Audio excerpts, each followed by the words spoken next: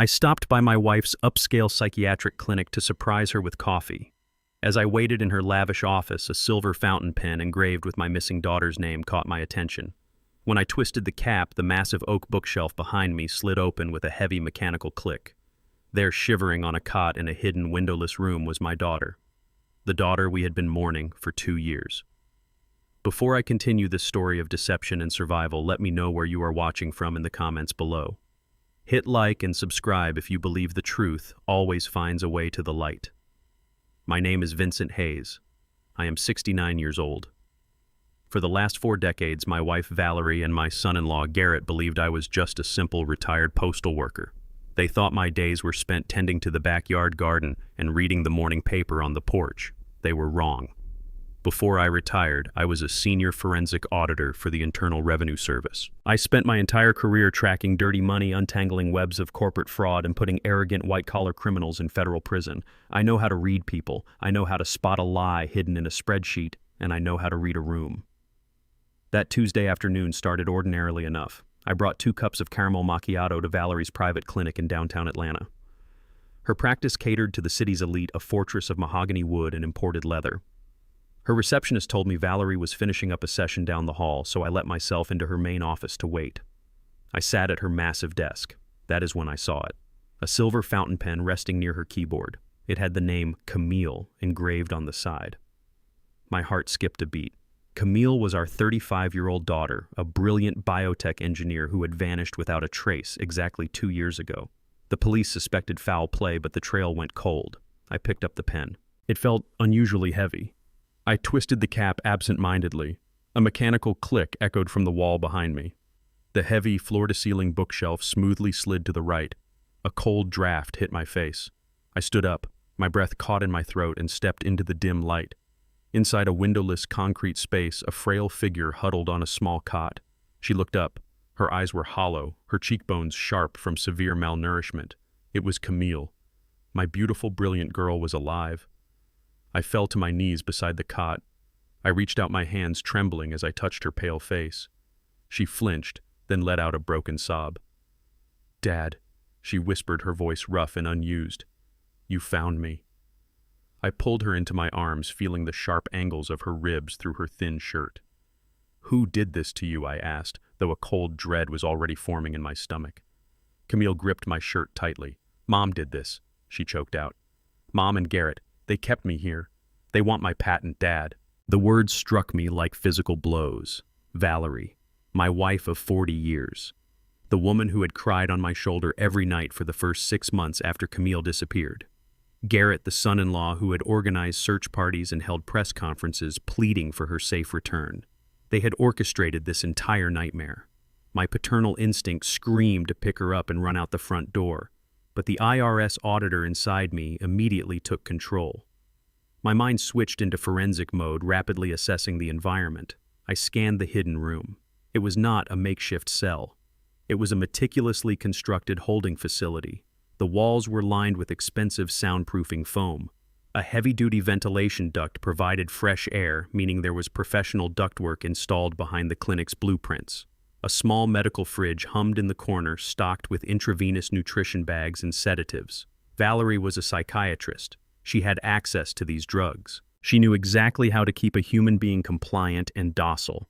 The electronic keypad on the inside of the door was disabled. This required contractor work, hush money, and careful planning.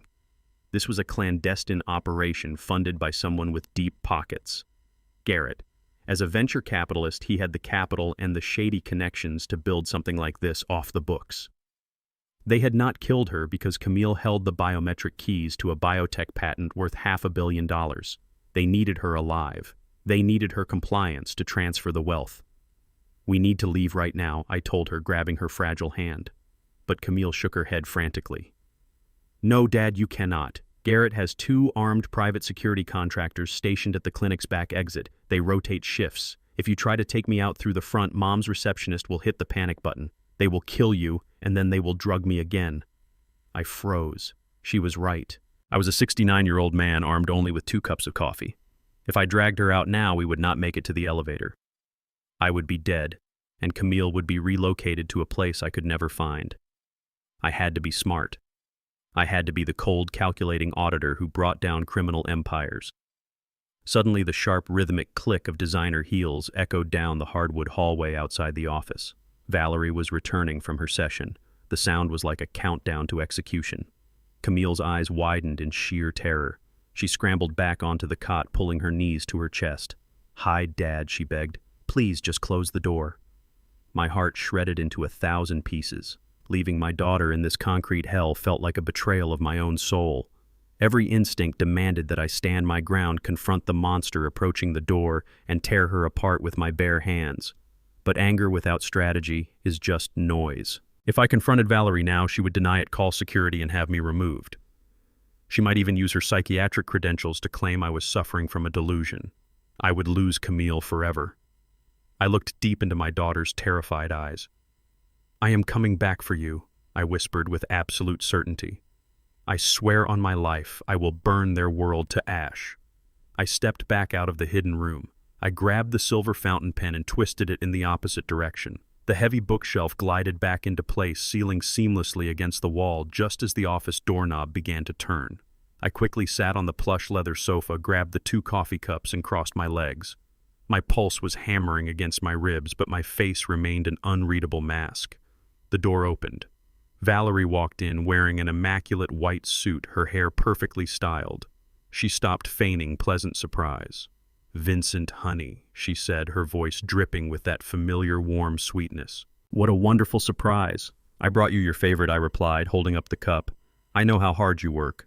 Valerie walked over, leaned down, and kissed my cheek. Her perfume, expensive and floral, made my stomach churn. She sat behind her desk, resting her hands right where the silver pen had been.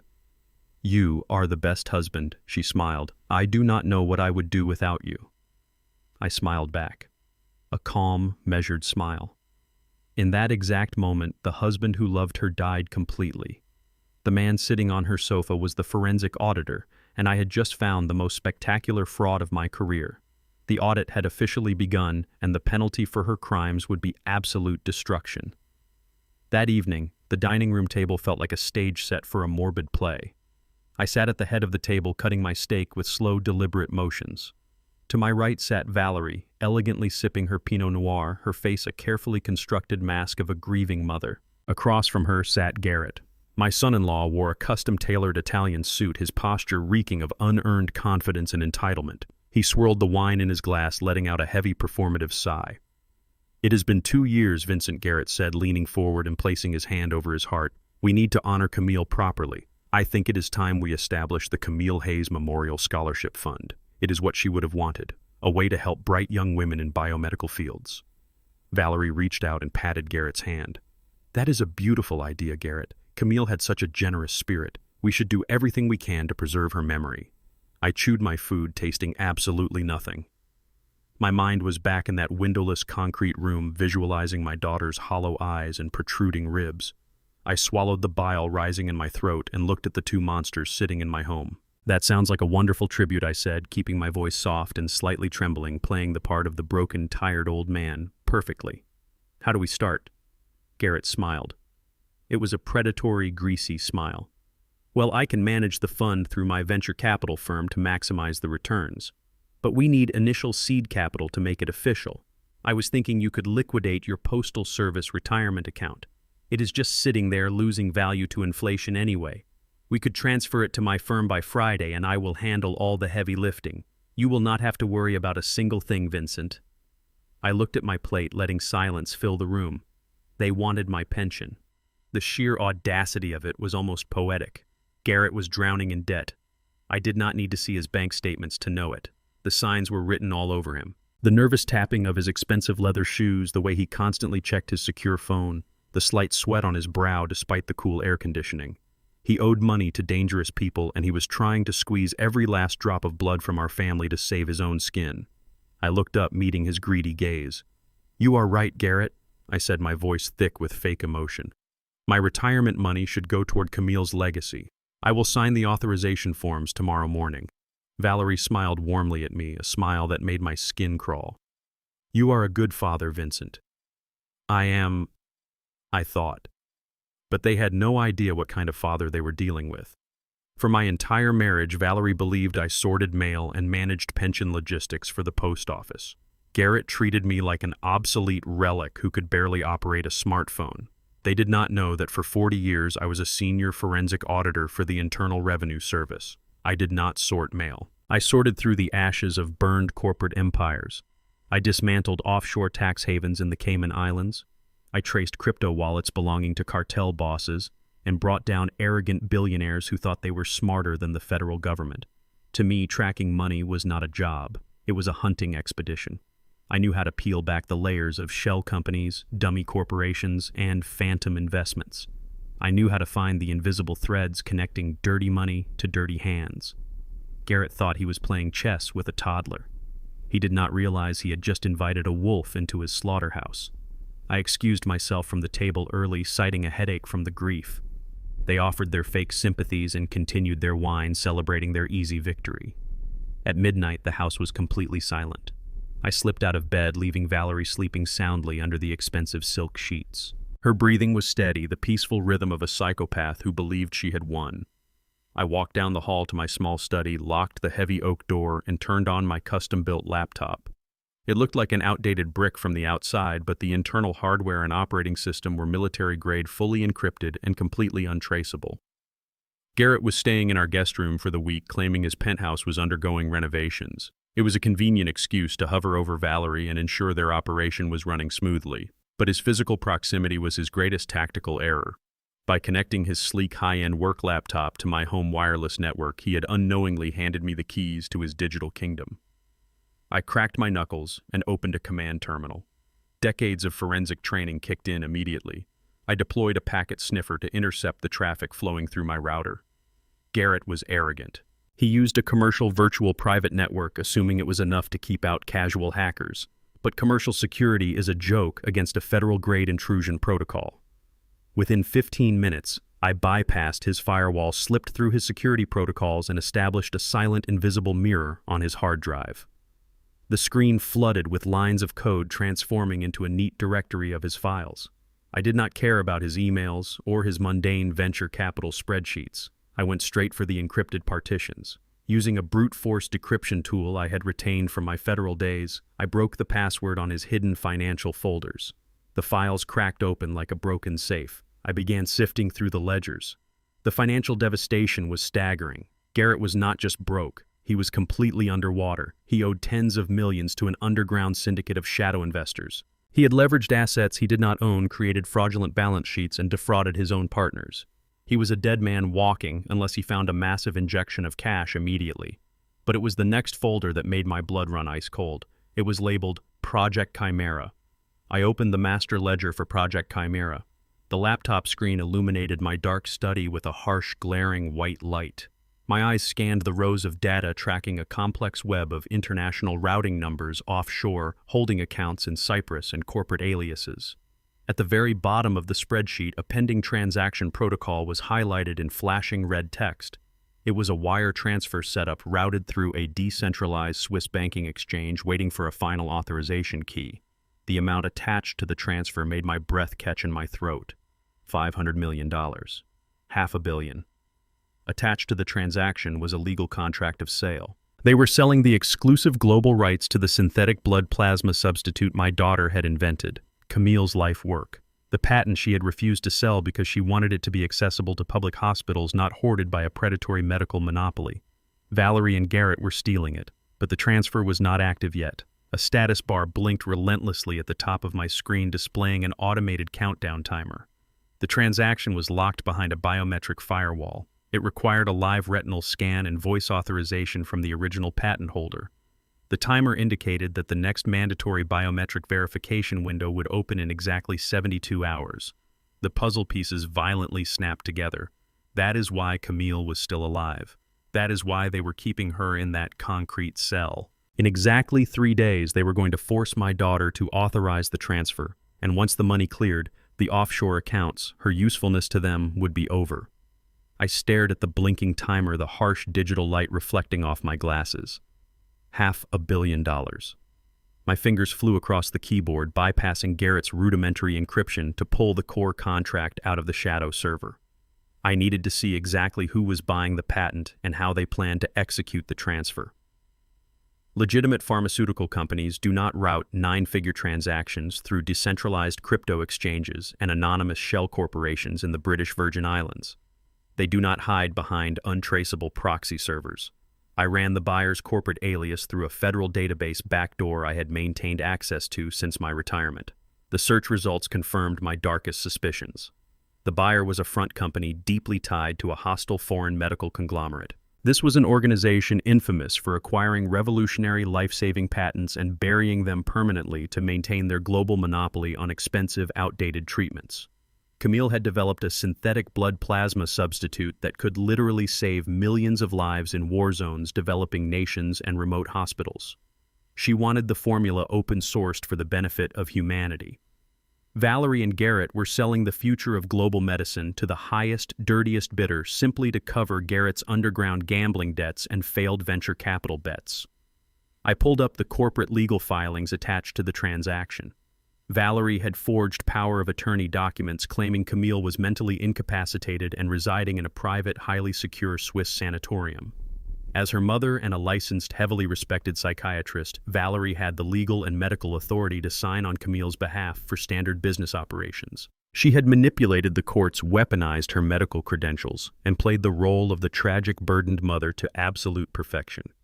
But a total transfer of a Tier 1 medical patent required more than just forged signatures and a mother's tearful testimony. I initiated a deep-dive trace protocol on the receiving accounts to understand the exact flow of the money. The funds were being pre-staged in 3 separate, heavily fortified offshore vaults. One account was located in Cyprus, another in the Cayman Islands, and a third deeply buried in a private bank in Luxembourg that specialized in absolute anonymity. Garrett had set up a complex automated distribution matrix. The moment the sale was finalized, the $500 million would be split and scattered. $100 million would instantly vaporize into the dark web to pay off the dangerous syndicate debt he had accumulated. The remaining $400 million would be washed through a series of luxury real estate holding companies controlled exclusively by Valerie. I leaned back in my leather chair, the cold reality settling over me like a heavy winter shroud. Valerie was not just a passive accomplice going along with her son-in-law's desperate schemes. She was the architect of this entire nightmare. She was trading our daughter's freedom, her genius, and ultimately her life for an untouchable financial empire. I brought up the Federal Patent Office's security parameters to understand why the transaction was currently stalled. The system was brilliant. Camille had engineered the legal and digital framework of her patent to prevent exactly this kind of hostile corporate takeover. The Federal Registry required a dual authentication biometric check every 6 months to maintain her sole ownership rights and to authorize any transfer of master control. This consisted of a live randomized voice prompt response paired simultaneously with a high-resolution retinal scan. It was an uncompromising system entirely foolproof against digital forgery, deepfakes, or stolen passwords. That biometric firewall was the only reason Camille was still breathing. The foreign buyers demanded complete, irreversible ownership before they released the funds. To bypass this final security layer and transfer the master rights, Garrett and Valerie needed to connect Camille directly to the federal server for a live verification session.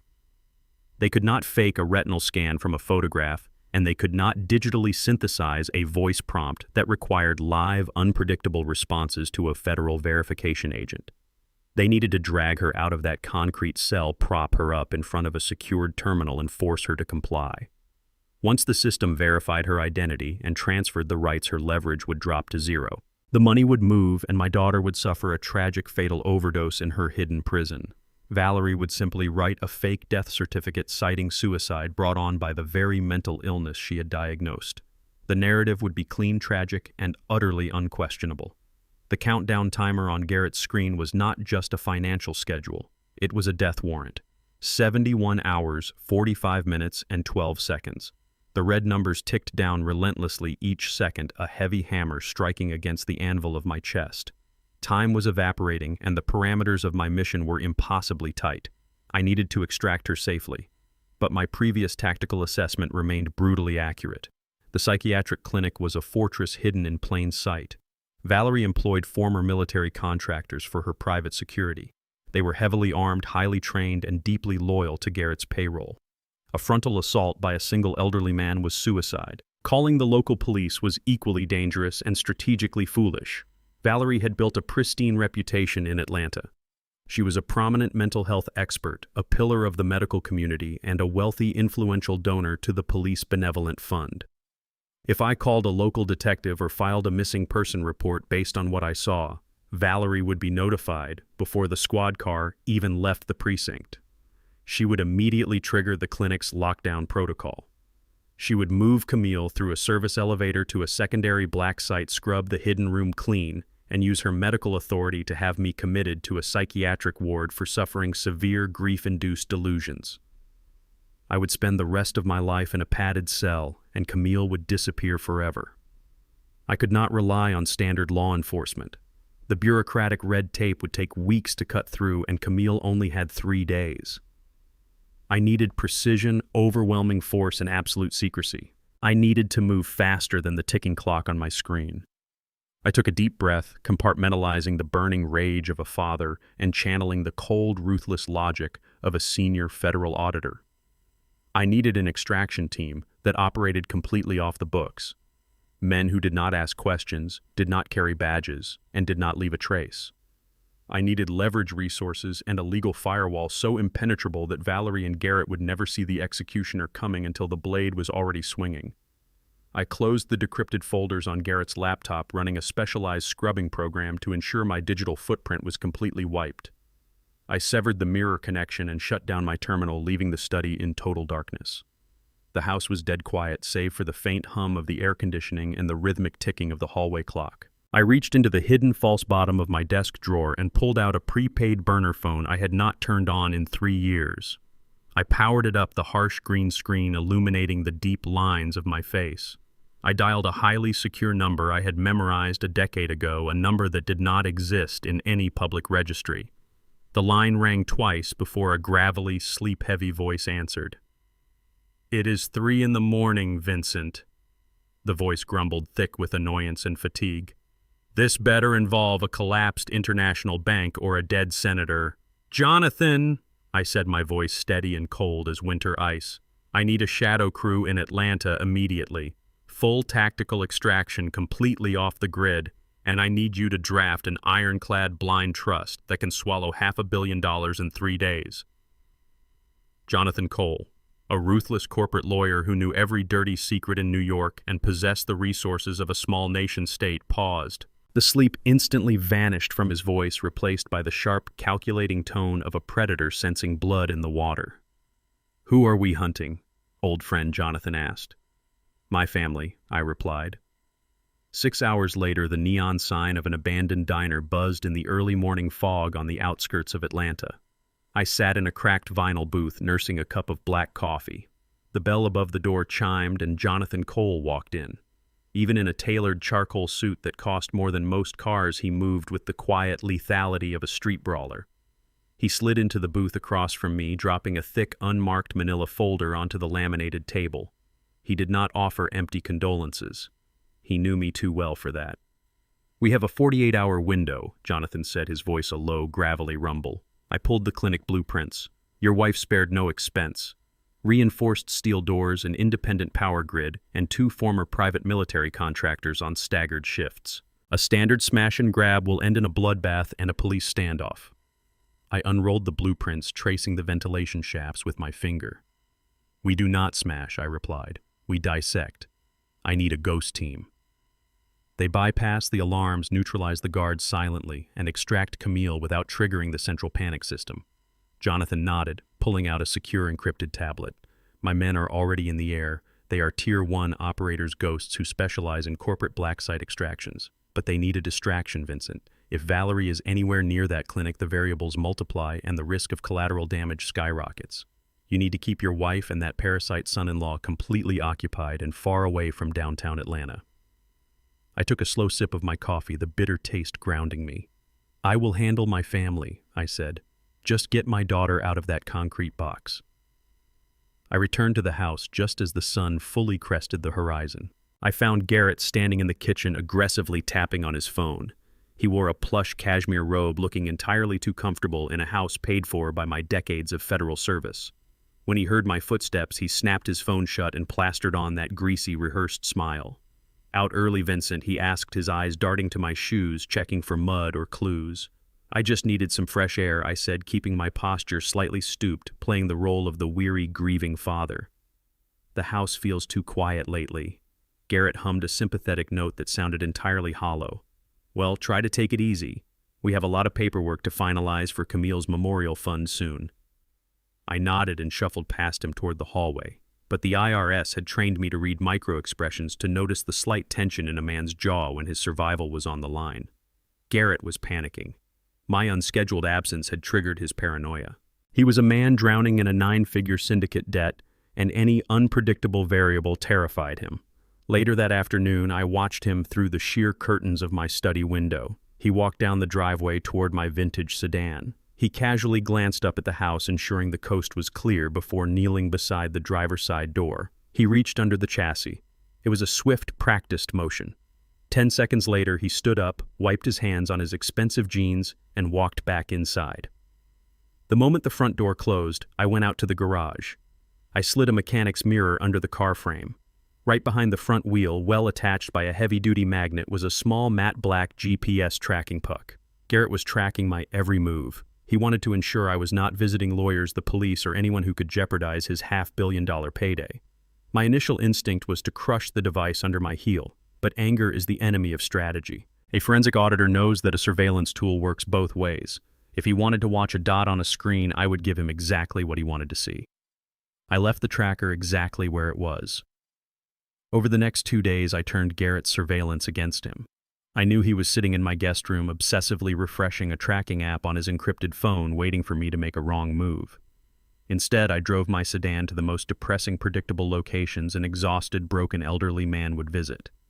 My first stop was Whispering Pines, a high-end assisted living facility on the north side of the city. I walked into the lobby, picked up a stack of glossy brochures, and spent an hour sitting in their manicured courtyard, staring blankly at a fountain.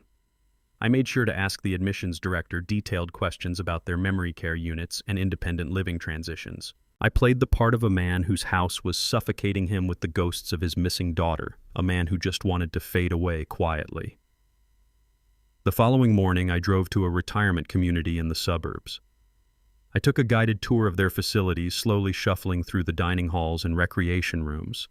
I collected more pamphlets, signed guest registries, and drank terrible complimentary tea. To the little blinking dot on Garrett's screen, my digital footprint told a cohesive, tragic story. Vincent Hayes was giving up. He was preparing to sell his home hand over his assets and check himself into a facility to wait for the end.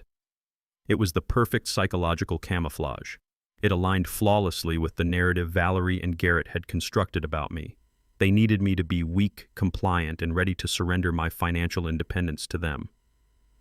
When I returned home each evening, I left the nursing home brochures spread carelessly across the kitchen island. I watched from the hallway as Valerie picked one up, a cold, triumphant smirk crossing her face before she quickly hid it away. She whispered to Garrett in the living room, their voices hushed but thick with arrogant relief. They looked at me with fake pity during dinner, silently celebrating my manufactured surrender. I ate my dinner slowly, absorbing their condescending glances. Every false word of comfort they offered only hardened my resolve. I was the architect of their downfall, hiding behind the mask of a defeated old man. By the morning of the third day, the tension in the house had completely evaporated. Garrett's paranoid edge was gone. He sat at the kitchen bar, casually scrolling through sports scores on his phone, his posture loose and relaxed. He had swallowed the bait whole. He firmly believed I was out of the equation, entirely consumed by my search for a quiet place to die. He even offered to help me review the nursing home contracts, masking his greed with a veneer of helpful son-in-law charm. I thanked him, my voice frail, and retreated to my study. I locked the door and pulled the encrypted burner phone from its hidden compartment. The screen lit up with a single highly secured text message from Jonathan Cole. The digital text cut through the silence of the room. "The package is secure. Ghost team is fully deployed and holding at the perimeter, awaiting the green light." I stared at the words, feeling a cold electric surge of adrenaline flood my veins. The trap was set. The hunters were in position. Now I just needed to pull Valerie away from her fortress and let my wolves off the leash. I walked out of my study and headed straight for the kitchen. Valerie was pouring herself a generous glass of expensive red wine, preparing to review her evening patient files on her tablet. I needed her undivided attention, and I needed to ground her entirely to this house. I gripped the edge of the granite kitchen island and intentionally knocked over a heavy crystal vase. It shattered loudly across the immaculate tile. I let out a sharp, breathless gasp and deliberately collapsed onto the hardwood floor, clutching my chest with both hands. Valerie dropped her wine glass, the red liquid splashing across the floor like blood, and rushed over to me. "Vincent," she shouted, her clinical training temporarily overriding her sociopathic detachment. I forced my breathing to become shallow and rapid. I clenched my jaw, feigning the exact symptoms of a mild myocardial infarction. My chest, I wheezed, grabbing her wrist with a desperate iron grip. "It feels like a vice is crushing my ribs." Garrett ran into the kitchen, his eyes wide with a mixture of shock and opportunistic calculation. "Should I call an ambulance?" he asked quickly. I could see his mind racing, calculating how rapidly he could access my accounts if I died right there on the floor. "No," I rasped, squeezing Valerie's wrist even harder to sell the panic. "No hospitals. Please, just get my pills from upstairs. Stay with me, Val. Do not leave me." Valerie barked orders at Garrett to fetch my blood pressure medication and a glass of cold water. She checked my pulse, her manicured fingers cold and clinical against my skin. For the next 5 hours, I kept her entirely anchored to my side in the master bedroom. Every time she tried to pull away to check her phone or her clinic surveillance feed, I would let out a strained groan, forcing her to administer more water, check my vitals, and play the role of the devoted wife. She was completely trapped in the house, physically bound to my bedside by the very medical oath she had perverted. While I kept my wife hostage with my fabricated agony, Jonathan Cole's ghost team moved on the psychiatric clinic. I had memorized the tactical layout during my visit and communicated every blind spot and vulnerability to Jonathan. At exactly 2 a.m, a customized black utility van parked silently in the alley behind Valerie's upscale practice. 4 men dressed in matte black tactical gear disabled the exterior alarm grid using a military-grade localized signal jammer. The private security contractors Garrett had hired were ex-mercenaries, but they were lazy, relying entirely too heavily on automated perimeter alerts. The first guard was neutralized in the rear smoking area, rendered unconscious by a fast-acting injected sedative before he could even reach for his radio. The second guard stationed near the front reception desk was incapacitated with a silent kinetic stun device through a blind spot in the main hallway. There were no gunshots. There were no panic buttons pressed.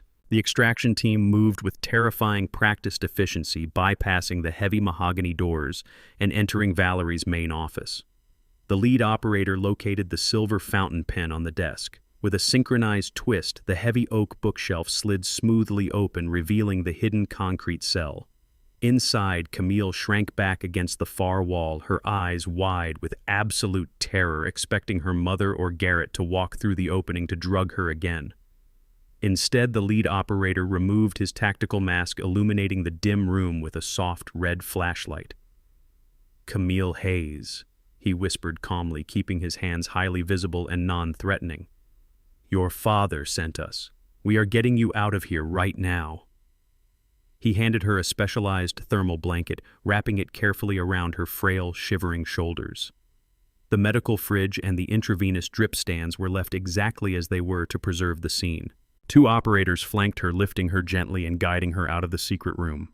They moved her swiftly through the sterile hallways of the clinic, out the back exit, and into the waiting utility van. The operation took exactly 9 minutes from breach to extraction. Not a single alarm was triggered. Not a single drop of blood was spilled. But the extraction was only the first half of the operation. Breaking Camille out was entirely pointless if Valerie discovered she was missing before the 72-hour biometric window closed. If Valerie checked her secure surveillance feed and saw an empty cot, she would immediately alert Garrett. They would panic, scatter the funds, destroy the evidence, and disappear into the wind. I needed them to feel completely safe and in total control until the trap snapped shut on their necks. Inside the hidden room, the team's cyber warfare specialist remained behind for an additional 3 minutes. He approached the closed-circuit high-definition camera mounted in the corner of the ceiling. This camera fed directly into a private server that only Valerie could access from her encrypted phone. The specialist spliced a hardware bypass module directly into the camera's fiber optic coaxial cable. Within seconds, he intercepted the live feed. Using advanced rendering software, he pulled 12 hours of previous surveillance footage from the local hard drive. He isolated a seamless, continuous 90-minute segment of Camille sleeping quietly under her thin blanket, curled up defensively on the cot. The dim lighting, the harsh shadows, and the subtle rising and falling of her chest were perfectly captured. The specialist injected this looped footage back into the main feed, creating an infinite, undetectable broadcast. To anyone watching the security monitor from the outside, the room appeared entirely undisturbed. Camille was seemingly still trapped, heavily sedated, and waiting for the biometric transfer. The digital illusion was flawless. The specialist stepped back, visually confirmed the feed stabilization on his wrist monitor, and quickly exited the room. The heavy oak bookshelf slid back into place, locking with a definitive mechanical click. The clinic was left exactly as they found it. The unconscious guards were dragged back to their original positions, their memories of the last 20 minutes chemically wiped by the sedatives. When they woke up, they would attribute their grogginess to simple, mundane fatigue. Back in my bedroom, the grandfather clock in the hallway struck 3 a.m. Valerie was sitting in a velvet chair by the window, her head nodding off, completely exhausted from hours of playing the attentive, worried wife. My burner phone, concealed securely beneath my pillow, delivered a single silent vibration. I slowly slid my hand under the fabric and pressed the screen. A text message from Jonathan glowed in the dark. "The package is secure. The bird has flown the cage." A deep, profound wave of relief washed over my soul. My daughter was safe. She was finally out of their clutches and under heavy protection. I closed my eyes and took a long, steady breath. The strained, shallow wheezing I had maintained for 5 hours stopped instantly. I sat up in bed, my posture straightening, the fabricated weakness evaporating from my bones like mist. I looked across the dark room at the woman I had married, the monster who had imprisoned our child for money. The frightened, ailing old man she thought she was manipulating was gone. I stared at her resting face, my eyes narrowing with the cold, ruthless precision of a predator ready to strike. The audit was over. Now it was time for the execution. The morning sun broke through the heavy velvet curtains of the master bedroom, casting a warm, deceptive glow over the room. I sat up slowly, rubbing my chest, maintaining the illusion of a broken man who had barely survived the night. Valerie was already awake, sitting perfectly poised at her mahogany vanity mirror. Through the reflection of the glass, I watched her pick up her encrypted smartphone. She tapped the screen, loading the private surveillance feed from the psychiatric clinic. I held my breath, carefully studying the microscopic shifts in her facial muscles. A sudden wave of tension left her shoulders and her posture relaxed completely. The cyber warfare specialist from Jonathan Cole's Ghost team had done his job flawlessly. Valerie saw exactly what she desperately wanted to see. She saw Camille curled up under the thermal blanket, lying perfectly still in her concrete cage. Valerie let out a quiet, satisfied sigh, locking the phone screen and turning to me with a brilliant, predatory smile. "You gave us quite a scare last night, Vincent," she said, her voice dripping with counterfeit affection. "How is your chest feeling today?" "Much better," I lied, making sure my voice sounded deliberately raspy and weak. "I am just incredibly tired." The bedroom door swung open without a knock, and Garrett walked in holding a sleek leather portfolio. He did not bother asking how I felt or if my heart rate had stabilized. His eyes were fixed entirely on the prize, gleaming with poorly concealed greed. "Vincent, I am glad you are sitting up," he said, pulling a thick stack of legal documents from the portfolio. "Valerie and I were talking while you rested. This house is simply too big for you now. With your heart acting up, the massive wooden staircase is a severe hazard. We found a premium buyer who is willing to pay significantly above market value in cash. All we need is your signature on this power of attorney, and I can handle the entire sale process while you rest in bed." I stared at the pristine paperwork resting on the edge of the mattress. They wanted absolutely everything. First they demanded my pension, and now they were coming for the very roof over my head. I looked past Garrett, my eyes drifting to the wide hallway outside our bedroom. I remembered the exact summer weekend I laid those hardwood floors. I had spent 2 grueling months renovating this house when Camille was just a little girl. I built the heavy oak bookshelves in the living room with my own bare hands, sanding the edges for days until they were perfectly smooth, so she would not get splinters when she reached for her favorite science encyclopedias. On the wooden door frame of the kitchen pantry downstairs, there were still tiny pencil marks carved into the white paint. Those marks tracked Camille's height every single year on her birthday. This house was not just a piece of real estate. It was a living archive of my daughter's childhood, a physical monument to the family I thought I was protecting and building. Valerie had stood right beside me holding the measuring tape, smiling warmly as our daughter grew taller and smarter. Now that same woman was trying to liquidate those sacred memories to fund a desperate getaway with a criminal son-in-law. "It is truly for the best," Vincent Valerie urged softly. She sat on the edge of the mattress and placed a warm, manicured hand over mine. "We will find you a nice single-story place, a quiet assisted living community where you do not have to worry about maintenance or sudden medical emergencies. You need to let us take this heavy burden off your shoulders." I looked at her then, up at Garrett. Their arrogance and greed were so absolute that it had blinded them to the most basic principles of operational security. They looked at me and saw an ailing, defeated old man clinging pathetically to the past. They did not see the executioner sitting right in front of them. "You are right," I whispered, letting my hand shake just enough to make the gesture look strained and reluctant. "It is time to let go of this place." I picked up the heavy brass pen Garrett eagerly offered me. I pressed the nib to the thick paper and signed my name on the dotted line. Garrett practically snatched the documents from the bed the very second the ink dried. He quickly flipped through the pages, his eyes scanning the signatures with hungry, undeniable satisfaction. What he did not realize, what his blinding arrogance prevented him from ever noticing, was the microscopic alteration in the legal boilerplate text on page 4. When I had hacked into Garrett's encrypted laptop 2 nights ago, I did not just steal his hidden financial ledgers and offshore routing numbers. I anticipated his exact next move. A venture capitalist drowning in syndicate debt will always attempt to aggressively liquidate high-value physical assets to generate immediate cash flow. I knew he had drafted the power of attorney documents and queued them on his hard drive for printing. I had Jonathan Cole's cyber team intercept the file in the digital background. Jonathan, a ruthless master of corporate warfare, had rewritten the hidden legal clauses before Garrett even sent the file to the home printer. By signing that document, I did not authorize Garrett to sell my home. The hidden clauses explicitly triggered an irrevocable federal-level asset freeze.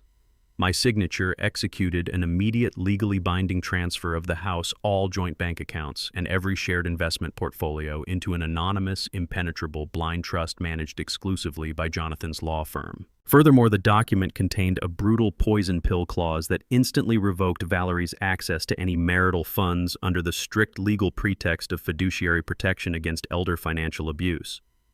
I had just financially decapitated my own wife, and she was smiling at me as if I had handed her the winning lottery numbers. "I will take these straight to the notary public right now," Valerie said eagerly, grabbing the leather portfolio from Garrett.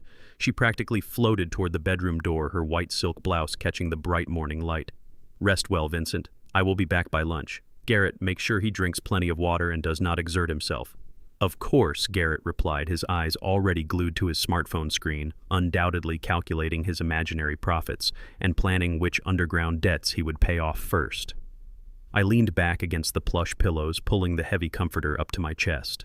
The bedroom door closed, and I listened to the sharp, rhythmic click of Valerie's heels fading quickly down the staircase.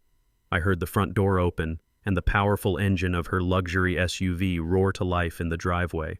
She was driving off in total triumph, rushing across the city to a notary public to validate a legal document that would instantly lock her out of her own life. She thought she was securing her golden parachute, entirely unaware that she had just voluntarily signed away her legal ownership of the house, her liquid bank accounts, and her future freedom. The execution had officially begun.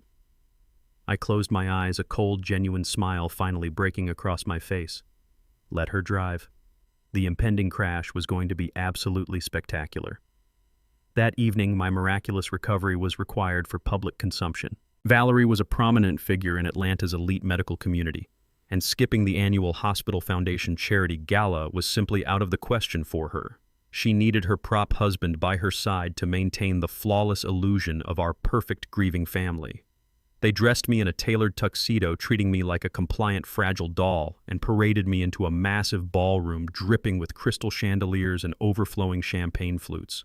The room was packed tightly with billionaires, elite surgeons, and ruthless venture capitalists. Garrett was entirely in his element. He moved through the wealthy crowd like a starving shark sensing blood in the water, a glass of expensive scotch permanently affixed to his hand. As the long night wore on, the excessive alcohol completely stripped away his polished professional veneer, revealing the arrogant, desperate thug hiding underneath the expensive Italian suit. I stood quietly by the extravagant dessert table, leaning heavily on a wooden cane I did not actually need to use. Garrett approached me with a tight group of his wealthy, obnoxious tech investors. He slurred his words slightly, gesturing wildly toward me with his drink, making a spectacle of my presence. "Gentlemen, look at my father-in-law," Garrett announced loudly, his harsh voice carrying easily over the string quartet playing in the corner of the room. 40 years sorting mail for the federal government, and now he is living the dream entirely on my dime. A complete freeloader, utterly dependent on my generosity to keep a roof over his head. The investors chuckled uncomfortably, exchanging awkward glances. I looked over at Valerie. She stood just a few feet away, sipping her champagne. She did not defend me. She did not intervene. She simply took a delicate sip from her crystal glass and offered a cold, patronizing smirk. To them, I was just a pathetic old man eating their expensive hors d'oeuvres. I kept my head bowed, my shoulders slumped in manufactured defeat. I let the intense humiliation wash over me, absorbing every insult, every mocking laugh, and every condescending glare. I played the part of the broken, humiliated elder, flawlessly offering nothing but a meek, silent presence. But inside my tuxedo jacket, resting right against my chest, my encrypted burner phone was actively recording every single syllable. The high-definition microphone captured the ambient noise of the ballroom and the crisp, damning clarity of Garrett's drunken arrogance. "Oh, you do not even know the half of it," Garrett continued, leaning in closer to his associates, eager to inflate his own fragile ego. "The old man just signed over his entire estate to me this morning. Power of attorney, the house, the savings, all of it. You have to manage these useless liabilities before they become a severe burden on your own working capital, right? I am restructuring the whole family portfolio to cut the dead weight. In fact, by this weekend, my firm is finalizing a massive acquisition that will completely redefine the biomedical market. We are talking a 9-figure liquidity event, $500 million in offshore capital." He took another large gulp of his scotch, his eyes gleaming with greedy, drunken euphoria. A massive influx of completely untraceable cash. And the best part is that the original patent holder is completely out of the picture. I just smiled weakly, letting my hands tremble violently on the handle of my cane. "Please, Garrett," I whispered, injecting a pathetic, pleading tremor into my voice so the microphone would pick up my apparent distress. "Do not talk about Camille's work like this. It is deeply disrespectful to her memory." Garrett scoffed, waving his hand dismissively in my face. "Do not start crying now, Vincent. Camille's memory is about to make us all very, very rich. You should be getting down on your knees and thanking me for turning her little science project into a global empire." I bowed my head again, biting the inside of my cheek to keep from smiling. Garrett had just handed me the final, irrefutable piece of audio evidence. He had publicly confessed to seizing my assets, hinted at the hostile takeover of a multi-million-dollar biomedical patent, and admitted to moving the illicit funds through offshore accounts. He had wrapped his own financial execution in a neat, arrogant bow. I let out a ragged, theatrical cough and clutched my chest tightly. Valerie, whose medical reputation was on the line if she let her husband collapse at a highly publicized charity gala, immediately rushed over to my side. "Vincent, are you feeling unwell again?" she asked, masking her intense irritation with a sickly sweet tone of medical concern. "My chest is tight," I wheezed, looking up at her with fearful eyes. "I just need some fresh air. I think I should take a taxi home to rest." Valerie nodded quickly, eager to remove the embarrassing liability from the glittering room. "I will call a car for you. Go rest in bed. Garrett and I need to stay here and network with the hospital board of directors." I limped slowly out of the grand ballroom, shuffling past the valet stand and into the cool, crisp night air of downtown Atlanta. The moment the heavy glass doors closed securely behind me, my exaggerated limp vanished completely. I straightened my spine, tossing the wooden cane into a nearby decorative planter with a satisfying thud. I walked briskly around the corner of the building, slipping into the dark, secluded shadows of a nearby concrete parking garage. I pulled the encrypted burner phone from my jacket pocket. The screen illuminated my face with a harsh, cold blue light. I rapidly compiled the digital dossier. I attached the crystal-clear audio recording of Garrett's drunken confession, The decrypted financial ledgers detailing his underground syndicate debts, the offshore routing numbers for the Swiss and Cayman accounts, and the forged power of attorney documents Valerie had drafted. I also included the undeniable proof of Camille's biometric patent lock and the impending fraudulent transfer. I opened a secure encrypted communication channel that bypassed all standard civilian networks. I routed the massive data package directly to the personal terminal of a highly ranked associate director at the Federal Bureau of Investigation, and simultaneously carbon copied the Director of Criminal Investigations at the Internal Revenue Service. These were men I had personally mentored decades ago, men who knew that if Vincent Hayes sent a targeted file, it was not a casual suspicion. It was a guaranteed airtight federal conviction. I hit send. The green progress bar shot across the screen, uploading the damning evidence into the highest echelons of federal law enforcement. I stood in the quiet darkness of the parking garage, watching the digital confirmation flash across my screen, indicating the data transfer was absolutely complete. I locked the phone and slid it back into my pocket, feeling the cold night breeze sweep through the concrete pillars. Miles away, inside the heavily fortified server rooms of the Internal Revenue Service and the FBI Cyber Division, automated forensic alarms began to trigger instantly. The evidence was immediately processed by advanced federal algorithms specifically designed to hunt international money laundering and corporate fraud. Red flags erupted across global financial networks in real time. Within seconds, a global irreversible asset freeze order was generated by a federal judge on emergency standby. The digital mandate shot through the international banking system at lightning speed, actively targeting Garrett's venture capital firm, his hidden shell companies, and the specific offshore vaults waiting for the $500 million transfer. Every credit line, every corporate account, and every hidden ledger tied to Garrett Lawson and Valerie Hayes was systematically locked down. The financial guillotine had dropped with absolute precision. They were entirely cut off from the global economy. I adjusted the cuffs of my tuxedo and walked out of the shadows to hail a passing cab. The trap was permanently locked, and by tomorrow morning Garrett and Valerie would wake up to a world where their money, their power, and their freedom had completely ceased to exist. The morning sun rose over Atlanta, casting a bright, unforgiving light on the city. For most people, it was the start of a beautiful Friday. For Garrett Lawson, it was the beginning of his absolute destruction. Unaware of the digital guillotine that had dropped the night before, Garrett woke up with a pounding hangover and an inflated sense of invincibility. He left the house early, driving his imported sports car to the high-end luxury shopping district in Buckhead. He had a specific prize in mind, a custom-made diamond-encrusted platinum watch he had been eyeing for months, priced at a staggering $250,000. He wanted a trophy to celebrate his impending $500 million payday. He walked into the exclusive boutique with the arrogant swagger of a man who believed he owned the world. He tried on the watch, admired his reflection in the pristine mirrors, and slapped his heavy, solid metal black corporate credit card onto the glass counter. The impeccably dressed sales associate smiled politely, picked up the card, and inserted it into the private terminal. A soft beep echoed in the quiet store. The associate frowned slightly, tapped the screen, and tried again. "I am terribly sorry, Mr. Lawson," the associate said, his tone perfectly neutral but laced with underlying judgment. "The terminal is saying the transaction is declined." Garrett let out a harsh, condescending laugh. "That is impossible. Swipe it again. There is no limit on that account." The clerk complied, but the screen flashed bright red. "It is coming back with a hard federal freeze code, sir. The issuer has locked the account." Garrett snatched the card back, his face flushing a deep, angry crimson. He pulled out his heavily encrypted smartphone and opened his primary offshore banking application to check his corporate liquidity. The screen loaded, spinning for a terrifying few seconds. When the dashboard finally appeared, the blood instantly drained from his face.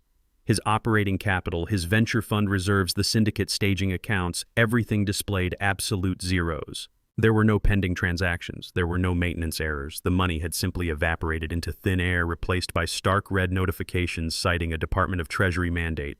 He was completely broke, and worse, he was completely exposed to the violent underground creditors who expected their money by the weekend. Panic struck Garrett like a physical blow. He stumbled out of the boutique, ignoring the confused calls of the sales associate, and practically fell into the driver's seat of his sports car. His hands shook violently as he dialed Valerie's private number. She answered on the second ring, her voice calm and clinical. "Garrett, I am reviewing patient files. This better be important. The money is gone, Garrett screamed into the receiver, his voice cracking with sheer terror. The accounts are locked. The corporate cards are declined. Everything is showing a federal freeze code. Valerie went entirely silent for 2 seconds before her arrogant composure took over. Calm down, you fool. It is a banking glitch. You likely triggered an automated fraud alert moving funds around last night while you were drunk. It is not a glitch, Val, he roared, slamming his fist against the steering wheel. The syndicate accounts are completely zeroed out. If those men find out I do not have their capital, they will kill me. We need the emergency contingency funds right now. We need Camille to manually override the biometric lock and push the reserve cash to a clean account before the whole network collapses. I am already at the clinic, Valerie said, her voice finally losing its icy detachment, replaced by a sharp edge of genuine alarm. Get over here immediately. Use the private underground parking entrance. Do not speak to anyone. Garrett sped through the morning traffic like a madman, running red lights and swerving between lanes. His slick veneer was entirely shattered, replaced by the primal fear of a cornered animal. He arrived at the psychiatric clinic in record time, abandoning his car in the VIP garage. He bypassed the main reception desk and sprinted down the lavish mahogany hallway, nearly knocking over a decorative sculpture in his haste. Valerie was waiting for him inside her office, pacing behind her massive desk. Her immaculate white suit suddenly looked restrictive, reflecting the tension tightening around her neck. I checked the secure server feed, she said, holding up her tablet. Camille is still fast asleep on the cot. Nothing has been disturbed. We will wake her up, force the manual retinal override, drain the remaining untraceable reserve accounts, and figure out the federal freeze later. Garrett nodded frantically, wiping thick beads of sweat from his forehead. Open the door. Open it right now.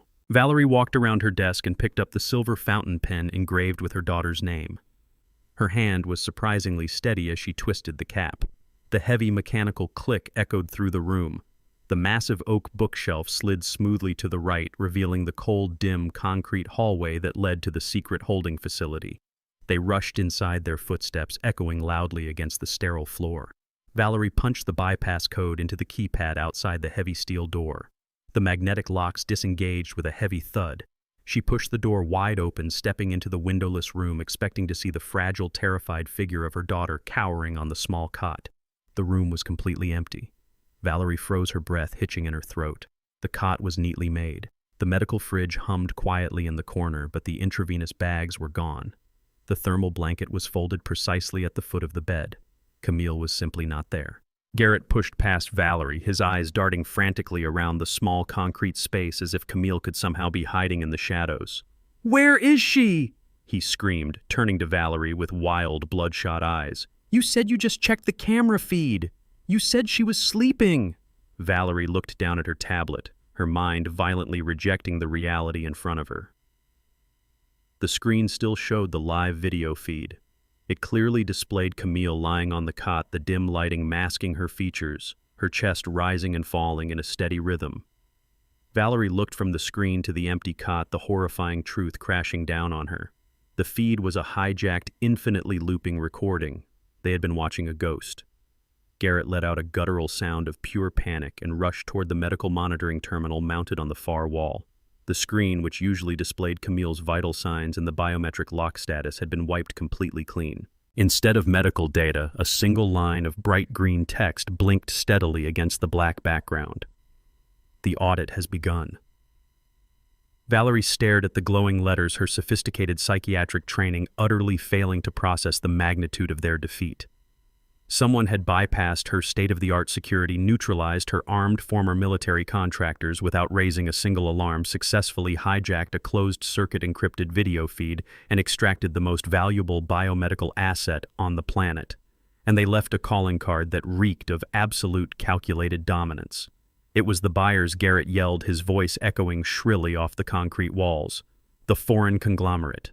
They found out about the syndicate debt. They realized we were compromised and they stole her. They hired a black ops team to take the patent by force. They robbed us, Val. Valerie spun around, her face twisting into a mask of pure, vicious rage. They did not rob us, you incompetent parasite. You led them right to her. You could not keep your mouth shut at the gala. You practically broadcasted our entire operation to a room full of venture capitalists and foreign investors while you were drunk on scotch. You brought this heat down on us. I brought the heat. Garrett sneered, stepping aggressively toward her. You are the one who hired discount security guards who sleep on the job. You are the one who built a concrete prison in the middle of downtown Atlanta and thought a stupid bookshelf trick would keep out professional corporate espionage teams. This is your clinic, your facility, your failure. I kept this operation flawless for 2 years, Valerie screamed back, her perfectly manicured facade cracking into pieces. Everything was perfect until you started leveraging non-existent assets to pay off underground loan sharks. You ruined this. You destroyed my life's work. The impenetrable alliance between the greedy venture capitalist and the sociopathic psychiatrist shattered instantly.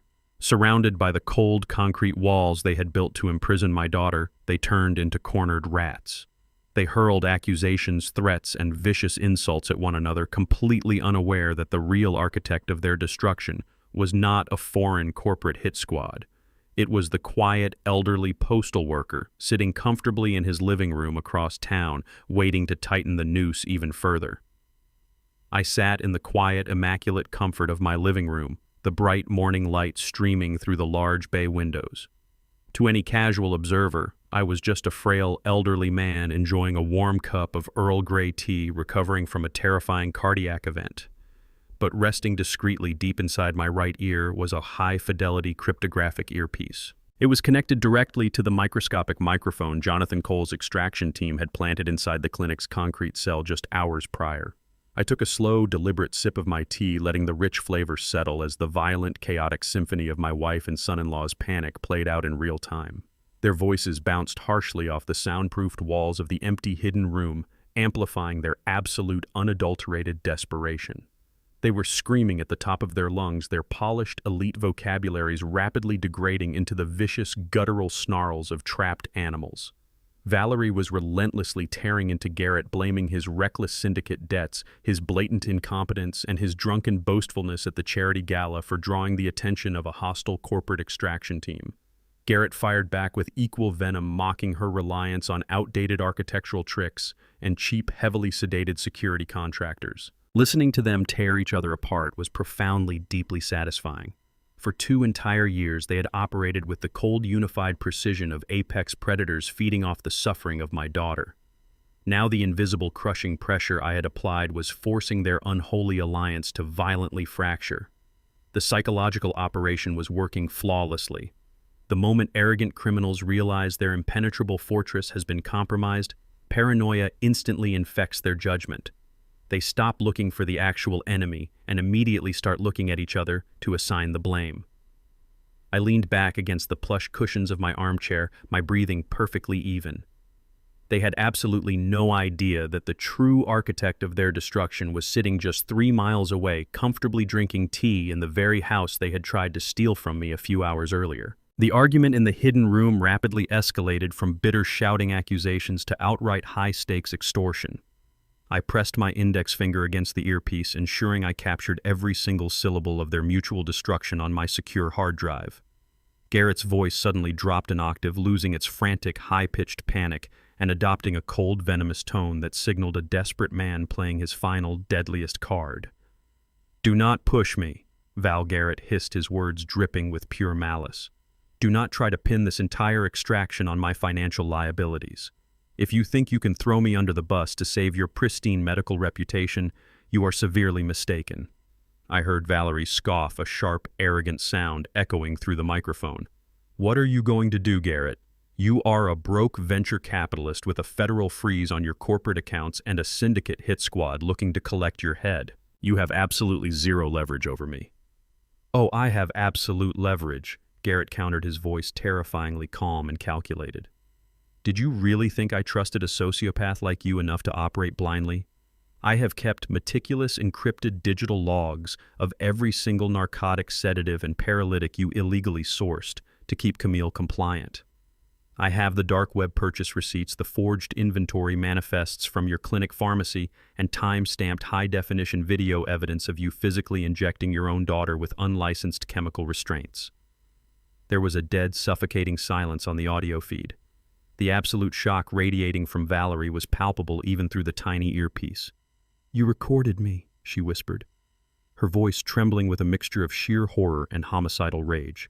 "I kept an insurance policy," Garrett stated flatly. "If I go down for corporate fraud and international extortion, I am handing that entire encrypted drive directly to the federal police and the National Medical Board. I will cut a plea deal for immunity, and you will spend the rest of your natural life in a maximum security federal penitentiary for the continuous aggravated chemical torture of a family member. Try to play me, Val, and I will personally ensure you die behind bars." I sat completely frozen in my living room. The sheer magnitude of their depravity was staggering, but Garrett had just handed me the final devastating weapon I needed to destroy Valerie's professional and personal life permanently. The implosion of their alliance was absolute. They were no longer partners in crime. They were locked in a state of mutually assured destruction. It was time to aggressively escalate the punishment. Garrett was already suffocating under a massive federal asset freeze, but Valerie still firmly believed she possessed her own vast personal wealth. She thought she could easily fall back on her private checking accounts, her exclusive platinum credit lines, and the massive financial resources she had accumulated through her elite psychiatric practice. She was operating under the delusion that her individual financial empire was entirely insulated from Garrett's corporate apocalypse. I opened my encrypted laptop, resting it on the glass coffee table beside my teacup. The power of attorney document she had so gleefully taken to the notary that morning had given Jonathan Cole's law firm absolute irrevocable control over our joint assets. But I was not going to stop at the joint accounts. Drawing on decades of aggressive forensic tax auditing, I accessed the central banking portals. I navigated through the complex labyrinth of Valerie's personal finances with the surgical precision of a seasoned federal agent. I targeted her exclusive black cards, her private wealth management portfolios, and her emergency offshore medical reserves. Using the emergency fiduciary protection clauses embedded in the documents she had just legally validated, combined with a few specialized digital backdoors, I triggered a cascading sequence of hard financial blocks. I watched the high-resolution screen as her available balances systematically plummeted to zero. I revoked her access to the clinic's operational funds, citing a sudden catastrophic audit flag. I canceled her high-limit credit cards, classifying them under severe fraudulent activity and identity theft protocols. Within 7 highly focused minutes, I had digitally severed Valerie from every single dollar attached to her name. She had built her entire identity, her arrogance, and her power around her wealth. She used money as a weapon to control everyone around her, including me. I stripped it all away with a few calculated keystrokes. She was no longer a wealthy, respected, untouchable doctor. She was a complete financial ghost. I closed the laptop securely, a profound, heavy sense of justice settling over me. The execution was moving perfectly on schedule. Valerie was about to step out of that concrete cell and into a harsh, unforgiving world where her money simply no longer existed. Desperately needing to calm her frayed nerves and reassert her superiority after the explosive, terrifying confrontation with Garrett, Valerie retreated to the one place that always made her feel untouchable. She drove straight from the clinic to the luxury shopping district in Buckhead. She walked into a high-end designer boutique, projecting her usual aura of wealthy, unbothered arrogance. She picked out a $5,000 designer handbag, a pathetic, transparent attempt to soothe her bruised ego and prove to herself that she was still in control of her life. She approached the gleaming marble counter and carelessly slid her personal platinum credit card toward the sales associate. The young woman smiled brightly and swiped the card through the terminal. The machine beeped a sharp negative tone. The associate frowned slightly, trying the chip reader. Declined. Valerie scoffed, her intense annoyance immediately flaring up. "Just run it again," she demanded sharply. "It is a premium platinum account."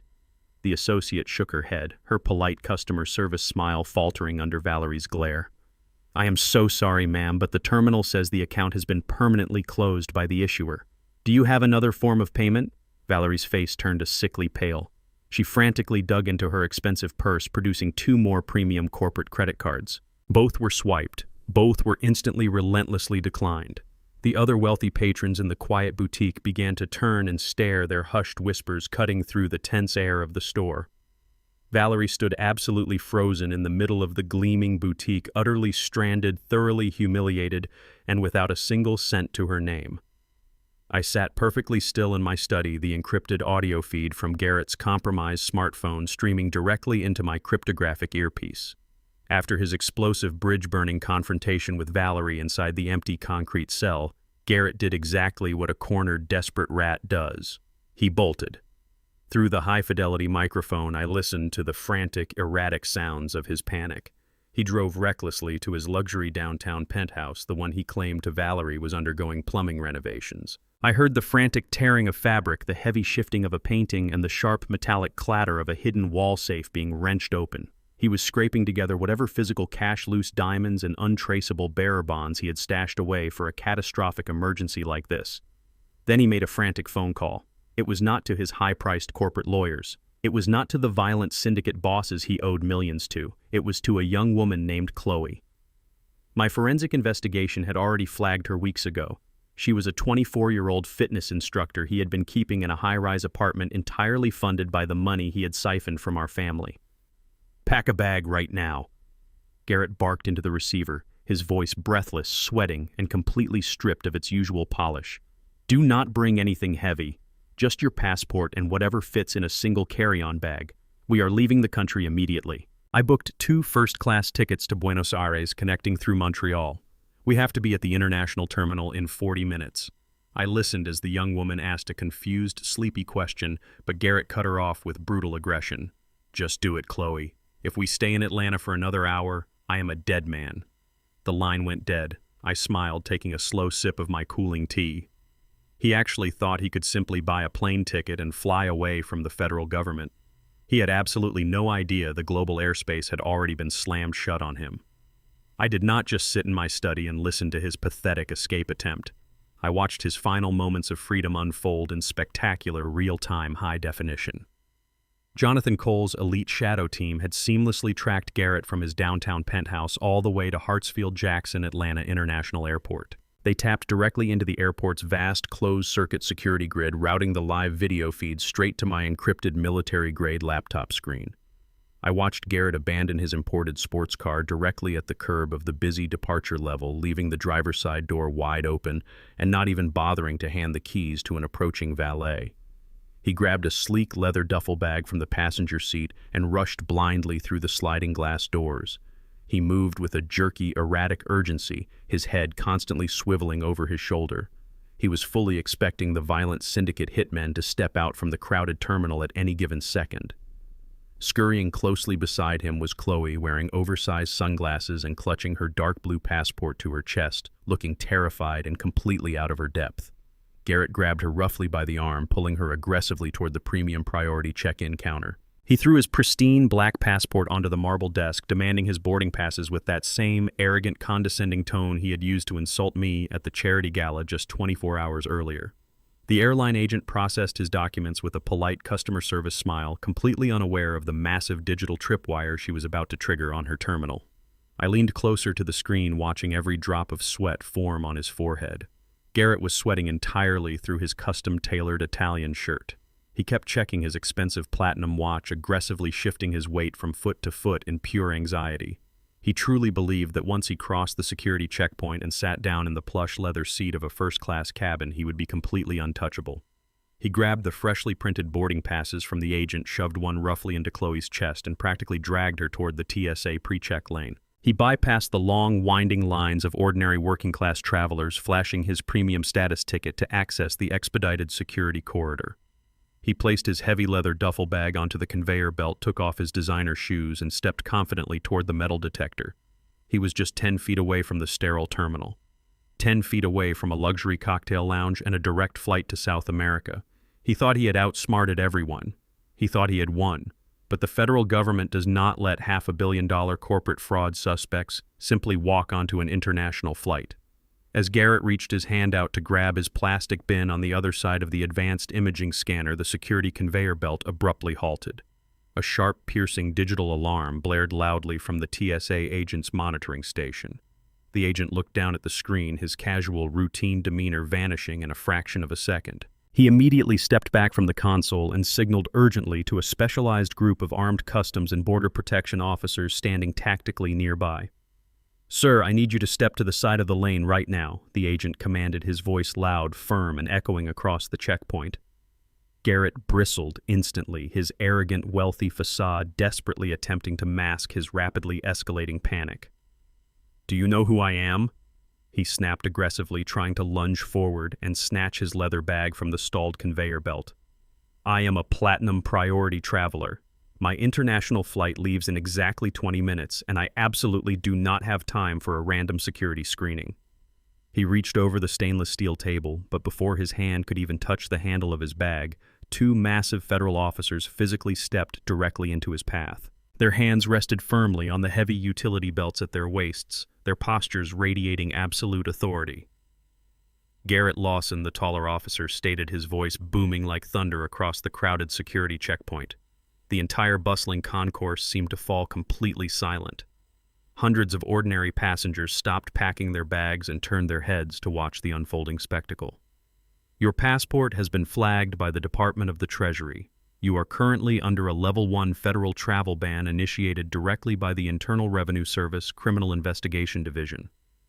Garrett froze entirely, the blood completely draining from his face and neck. He looked exactly like a man who had just been struck by a high-speed train. "A federal travel ban," he stammered pathetically, his voice cracking into a weak, high-pitched whine. "That is a massive administrative mistake. I am a prominent venture capitalist. You cannot legally stop me from leaving the country." The officer pulled a thick, laminated document from his tactical vest and held it up. "It is no mistake, Mr. Lawson. Your corporate assets, your personal banking accounts, and your international travel privileges have been frozen by an emergency federal court order. You are under extreme suspicion of massive wire fraud, international money laundering, and corporate extortion." The heavy words echoed mercilessly off the high, vaulted ceilings of the airport terminal. People all around him were pulling out their smartphones, eagerly recording the wealthy, arrogant businessman as he publicly unraveled in real time. Chloe, the young fitness instructor he was desperately dragging into his chaotic nightmare, took 3 slow, horrified steps backward. Her eyes were wide with sheer terror. She looked at Garrett, realized the catastrophic danger she was standing next to, turned around and bolted at a full sprint toward the terminal exit, leaving him completely alone to face the consequences. Garrett reached his trembling hand out toward her rapidly retreating figure, but his voice completely failed him. He was out of leverage, out of money, and entirely out of moves. The violent syndicate creditors were waiting for him back in the city to collect his massive debts. His stolen fortune was permanently locked inside a digital federal vault he could no longer access, and now the federal government had him pinned directly to the floor. "Sir, put your hands behind your back immediately," the federal officer commanded sternly, pulling a pair of heavy steel handcuffs from his belt. Garrett tried to pull his arm away, a pathetic, weak, and useless attempt to resist federal authority. The two officers did not hesitate. They immediately grabbed him by the shoulders, forcefully spinning him around and slamming his chest hard against the stainless steel security table. The sharp metallic click of the handcuffs ratcheting tightly around his wrists was the sweetest, most satisfying sound I had heard in 2 long years. I watched through the live video feed as the 2 federal agents grabbed him by the arms and dragged him roughly away from the checkpoint. His expensive leather shoes scuffed uselessly against the polished airport floor. He was whining loudly, begging for a corporate lawyer, completely stripped of his precious dignity and false power. The massive airport crowd watched him disappear into a private, windowless security interrogation room. I calmly closed the laptop sitting on my desk and took a long, deeply satisfying breath. Every single escape route was officially sealed. Garrett Lawson belonged to the federal prison system now. The heavy oak front door flew open with a violent crash, shattering the quiet sanctuary of my living room. Valerie stumbled into the foyer, breathing in ragged, frantic gasps. The immaculate, untouchable psychiatrist who had left the house in a pristine white silk blouse that morning was completely gone. Her designer jacket was violently wrinkled, her hair was disheveled in wild directions, and her expensive mascara was smeared down her cheeks in dark, jagged streaks. She looked exactly like a woman who had just survived a shipwreck, only to realize she was still sinking into the abyss. She collapsed onto her knees right in front of my armchair, her hands gripping my knees with desperate, trembling fingers. "Vincent," she sobbed, her voice cracking into a shrill, unrecognizable pitch. "It is a disaster, a complete and utter catastrophe. The federal government arrested Garrett right at the airport terminal. My clinic operational accounts are locked tight. My personal black cards are declining at every single terminal. The banks will not even speak to me on the phone. The authorities are freezing absolutely everything we built." I looked down at her, maintaining the frail, confused expression she thoroughly expected to see. "What are you talking about, Val?" I asked softly, deliberately, letting my hands shake just a little. "Garrett is in jail." Valerie nodded frantically, tears spilling freely onto the expensive Persian rug. "Yes," she cried out. "We need help immediately." "Vincent, you have to cash out your Postal Service retirement fund right now. You have to liquidate your pension today so I can hire a top-tier criminal defense attorney. The federal agents are going to come looking for me next because my name is tied to Garrett's corporate filings. You have to save me, Vincent. Please, you are the only one who can fix this nightmare." I slowly reached out and placed a comforting hand on her trembling shoulder. I let out a long, weary sigh, playing the role of the devoted, terrified husband to absolute perfection. "Calm down, Val," I whispered gently. "Panic will not solve anything right now. Take a deep breath."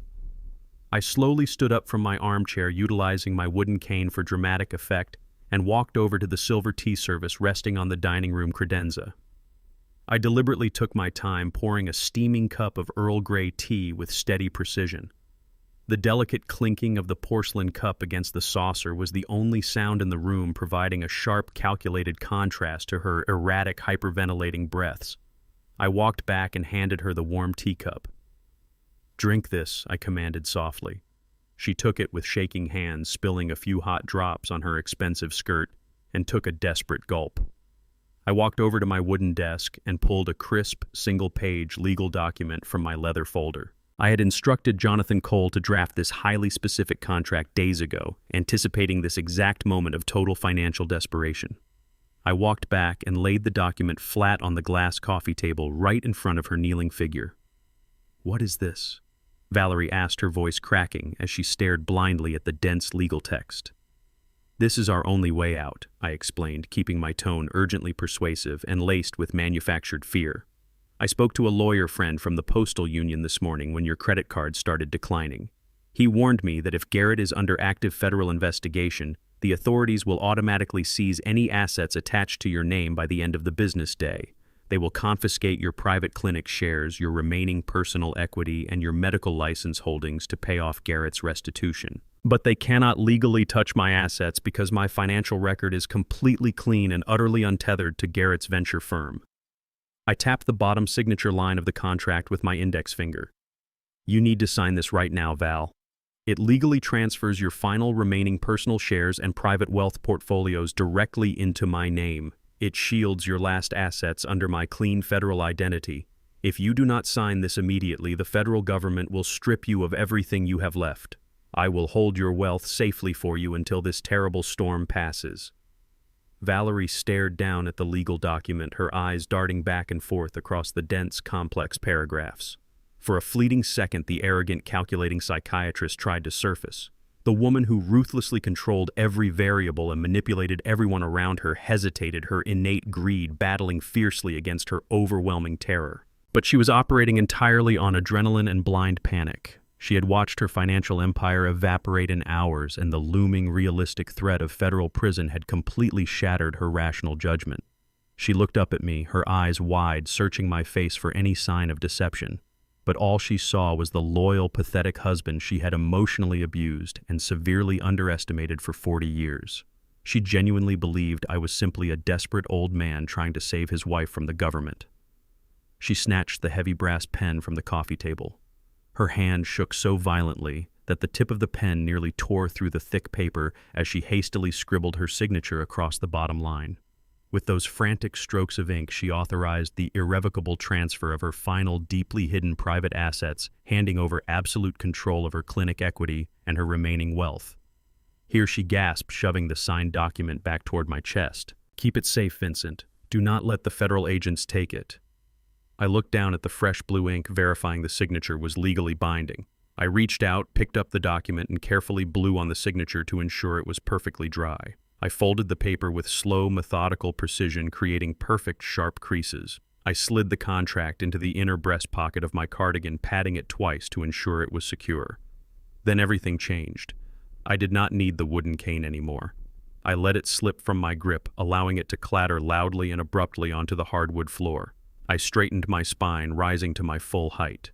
The stooped posture, the trembling hands, the raspy, weak voice I had meticulously maintained all completely vanished into thin air. I looked down at Valerie, who was still kneeling on the rug, clutching her teacup. I did not look at her with love, and I certainly did not look at her with fear. I looked at her with the cold, sterile detachment of a forensic auditor observing a finalized bankruptcy report. Valerie blinked rapidly, her brow furrowing in deep confusion as she watched my sudden physical transformation. "Vincent, what are you doing?" she whispered, the panic in her voice shifting into a new, unfamiliar dread. I reached into my pocket and pulled out my encrypted smartphone.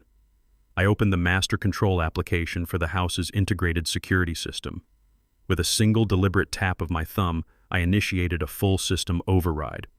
A sharp electronic chime echoed through the foyer as the biometric locks on all the exterior doors reset, erasing Valerie's access codes and fingerprint data permanently. The front door clicked loudly, swinging slightly ajar to reveal the cold afternoon air outside. "What I am doing, Valerie, is finalizing the audit," I said, my voice resonating with absolute chilling authority. "You just voluntarily signed away the very last piece of financial leverage you owned. You have no clinic, you have no private wealth, and as of this exact second, you have no husband and no home." I pointed a steady, unwavering finger toward the open front door.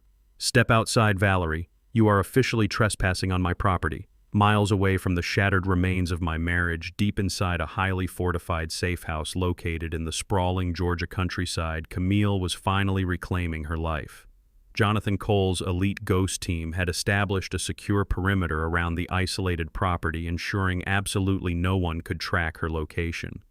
Inside the climate-controlled monitoring room, Camille sat wrapped in a thick wool blanket, holding a mug of hot bone broth. The physical toll of being locked inside a concrete cell for 2 years was undeniable. Her frame was terrifyingly frail, and her skin lacked its natural, healthy glow. But her mind, the brilliant, razor-sharp intellect that had engineered a revolutionary biomedical miracle, was completely untouched by Valerie's heavy chemical sedatives. She placed the ceramic mug on the desk and slid her chair closer to the massive multi-monitor workstation Jonathan's cyber warfare specialist had set up for her.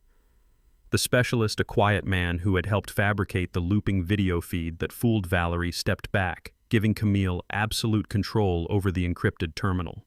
She cracked her knuckles, a small familiar habit that brought a sudden rush of warmth to my chest when Jonathan relayed the report to me later. Camille stared at the glowing lines of code cascading across the primary monitor. For 2 years she had been reduced to a helpless captive, a human key waiting to be exploited. Now she was the undisputed master of the digital battlefield. She leaned forward, her eyes narrowing with intense, calculating focus. The time for hiding was officially over. It was time to go on the offensive.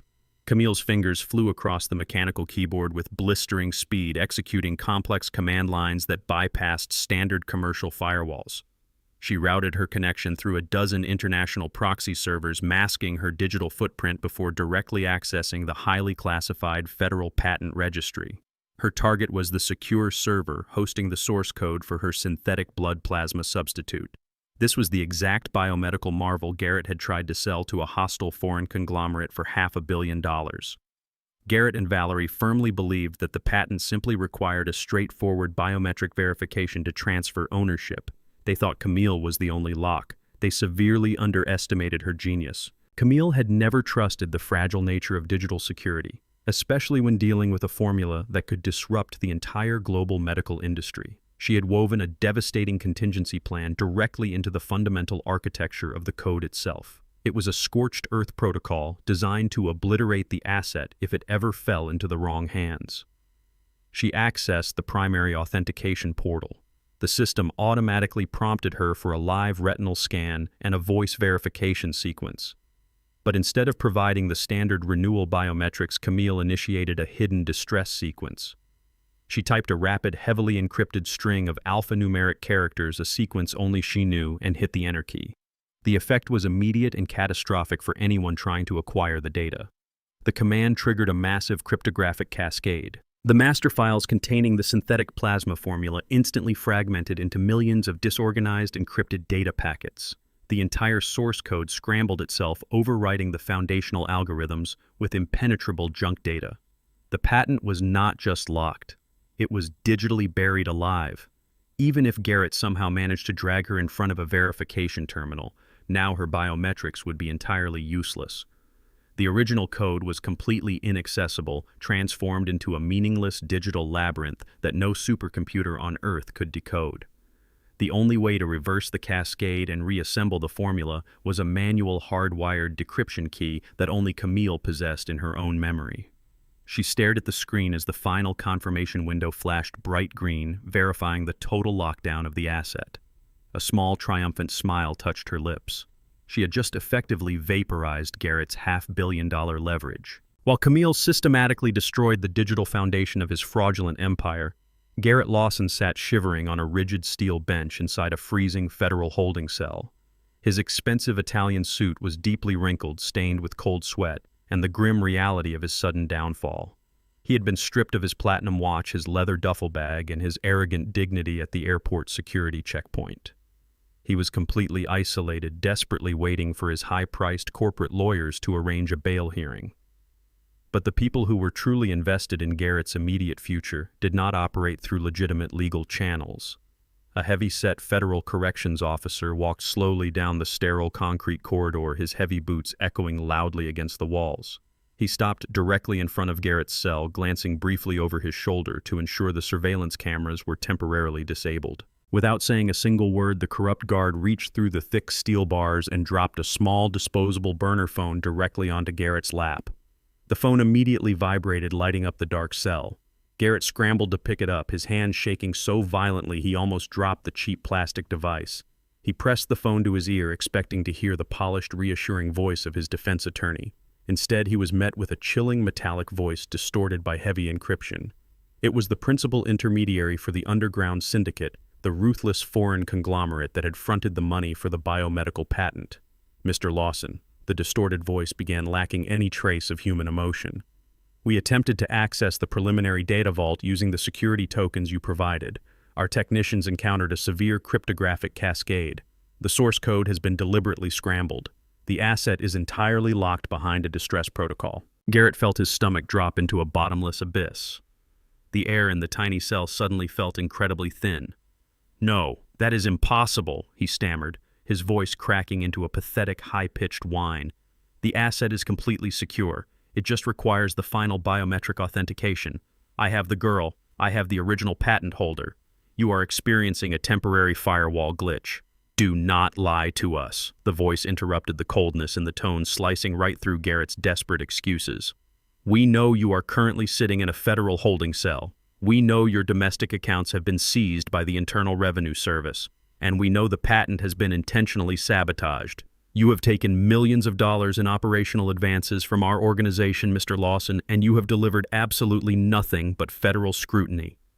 Garrett pressed his back against the cold concrete wall, his entire body trembling violently. He realized with terrifying clarity that the federal agents who arrested him were actually the safest people he could possibly be dealing with. "Please, you have to understand," he pleaded, tears of pure panic welling in his eyes. "I can fix this. I just need to contact my partner. I need to make a phone call to the clinic. We can reverse the lockdown protocol. I swear on my life I will deliver the functioning code." The metallic voice on the other end of the line did not offer any sympathy or negotiation. "You will not contact anyone, Mr. Lawson. You have exactly 24 hours to provide the unencrypted, fully operational source code to our secure servers. We do not care about your federal charges, and we do not care about your frozen assets. If the functional data is not delivered by this time tomorrow, your life is completely forfeit. Do not fool yourself into believing that federal custody offers you any measure of protection. Our reach extends far beyond those steel bars. If you fail, we will easily reach you inside that prison, and your death will be agonizingly slow." The line went completely dead, emitting a sharp dial tone that echoed in the tiny cell. Garrett dropped the burner phone onto the floor, pulling his knees to his chest as he hyperventilated. The terrifying reality of his situation crushed down on him. He was trapped in a federal cage, stripped of his wealth, and he had exactly 1 day to unlock a digital vault he no longer controlled, or he was going to be murdered. Garrett sat in the freezing darkness of his federal holding cell, his eyes locked onto the cheap plastic burner phone resting on his palms. The terrifying metallic voice of the syndicate intermediary echoed endlessly in his mind. He had exactly 24 hours to produce the unencrypted source code, or he would be murdered right inside this federal facility. His heart hammered against his ribs like a trapped bird. He needed a bargaining chip. He needed a physical asset, a hard drive or a secure cryptographic token that could buy him time with the foreign conglomerate. He knew Valerie kept physical backups of her most sensitive patient blackmail files and secondary financial ledgers hidden in a floor safe beneath the master bedroom of my house. If he could secure those ledgers, he could trade them to the syndicate or use them to extort the federal prosecutors for witness protection. He quickly snatched up the burner phone and dialed a local enforcer. He kept on a dark web payroll, a brutal mercenary he used to intimidate stubborn commercial tenants. Garrett promised the man everything inside the floor safe, plus an exorbitant wire transfer if he broke into my home tonight, tore the place down to the studs, and brought back every physical document he could find. I sat completely still in the center of my darkened living room. The only source of light was the pale silver glow of the street lamp filtering through the heavy window blinds. I held a crystal glass of neat bourbon in my right hand, gently swirling the amber liquid. I did not feel an ounce of fear. I felt the absolute cold anticipation of a hunter waiting for the trap to snap shut. I knew Garrett's psychological profile with perfect clarity. A drowning man does not calculate his movements. He thrashes wildly, grabbing at anything he can reach. I knew he would send someone to the house. He was desperate for leverage, and in his arrogant mind I was still just a frail, helpless old man sleeping alone in an empty house. He had absolutely no idea that Jonathan Cole's elite tactical extraction team had never actually left my property. After securing Camille at the safe house, a specialized detachment of ghost operators had returned to my residence. They were currently positioned in the deep shadows of my kitchen, the upstairs hallway, and the perimeter of the backyard, completely invisible and heavily armed. At exactly 2 a.m, a matte black utility vehicle rolled to a silent stop at the end of my street. 4 heavily built men dressed in dark clothing stepped out. They bypassed the front gate entirely, moving with practiced stealth toward the reinforced glass door of my back patio. I took a slow, deliberate sip of my bourbon, the alcohol burning a warm path down my throat. The intruders wedged a heavy steel crowbar into the sliding door frame. The reinforced lock popped with a sharp echoing snap. The men pushed the glass door open and stepped confidently into the darkness of my home, pulling out suppressed tactical flashlights. The moment the 4th man crossed the threshold, the entire house erupted into blinding, localized tactical light. The ghost team moved with terrifying, breathtaking precision. There were no shouts, no chaotic gunfire, and no hesitation. It was a masterclass in kinetic neutralization. The lead operator swept the legs out from the largest intruder, bringing him down to the hardwood floor with a heavy bone-rattling thud. The 2nd and 3rd men were incapacitated instantly by silent high-voltage stun devices applied directly to their necks. The final man attempted to draw a weapon from his waistband, but a ghost operator materialized from the kitchen shadows, disarming him with a brutal wrist lock and driving a knee directly into his chest. In less than 10 seconds, all 4 of Garrett's hired mercenaries were face down on the floor, their hands bound tightly behind their backs with industrial zip ties. I had not even stood up from my leather armchair. I set my crystal glass down on the coffee table and stood up, smoothing the wrinkles from my cardigan. I walked slowly over to the lead intruder, who was groaning in pain against the floorboards. The tactical team leader crouched down and extracted a vibrating smartphone from the mercenary's front pocket. The screen was illuminated with an incoming encrypted text message desperately asking if the perimeter was breached. I took the phone from the operator. I did not need to ask the mercenary any questions. I knew exactly who was waiting on the other end of that digital line. I pulled my own encrypted federal device from my pocket. Earlier that evening, the high-ranking associates at the FBI, whom I had forwarded the initial dossier to, had made a highly lucrative move. When Garrett was arrested at the airport security checkpoint, the young fitness instructor he had attempted to flee the country with had sprinted out of the terminal in sheer terror. But you cannot simply run away from a targeted federal dragnet. The agents had apprehended her before she even reached the long-term parking garage. She was the woman who held the physical keys to Garrett's domestic laundering operation. She knew exactly where he hid his illicit cash, which shell companies he used to filter his syndicate payouts, and how he had manipulated my daughter's accounts. My FBI contact sent a highly secure, time-stamped photograph directly to my terminal. I opened the encrypted file. The high-resolution image showed Garrett's young mistress sitting inside a sterile, stainless steel federal interrogation room. Her designer sunglasses were gone and her face was stained with tears. But she was not refusing to speak. She was actively leaning over the metal table, holding a pen and signing her name across a massive stack of federal cooperation agreements. Faced with the terrifying prospect of decades in a maximum security women's penitentiary, she had not hesitated for a single second. She traded Garrett's entire domestic financial empire, every dirty secret, and every hidden ledger in exchange for full unconditional federal immunity. She had handed the government the final nail for his coffin.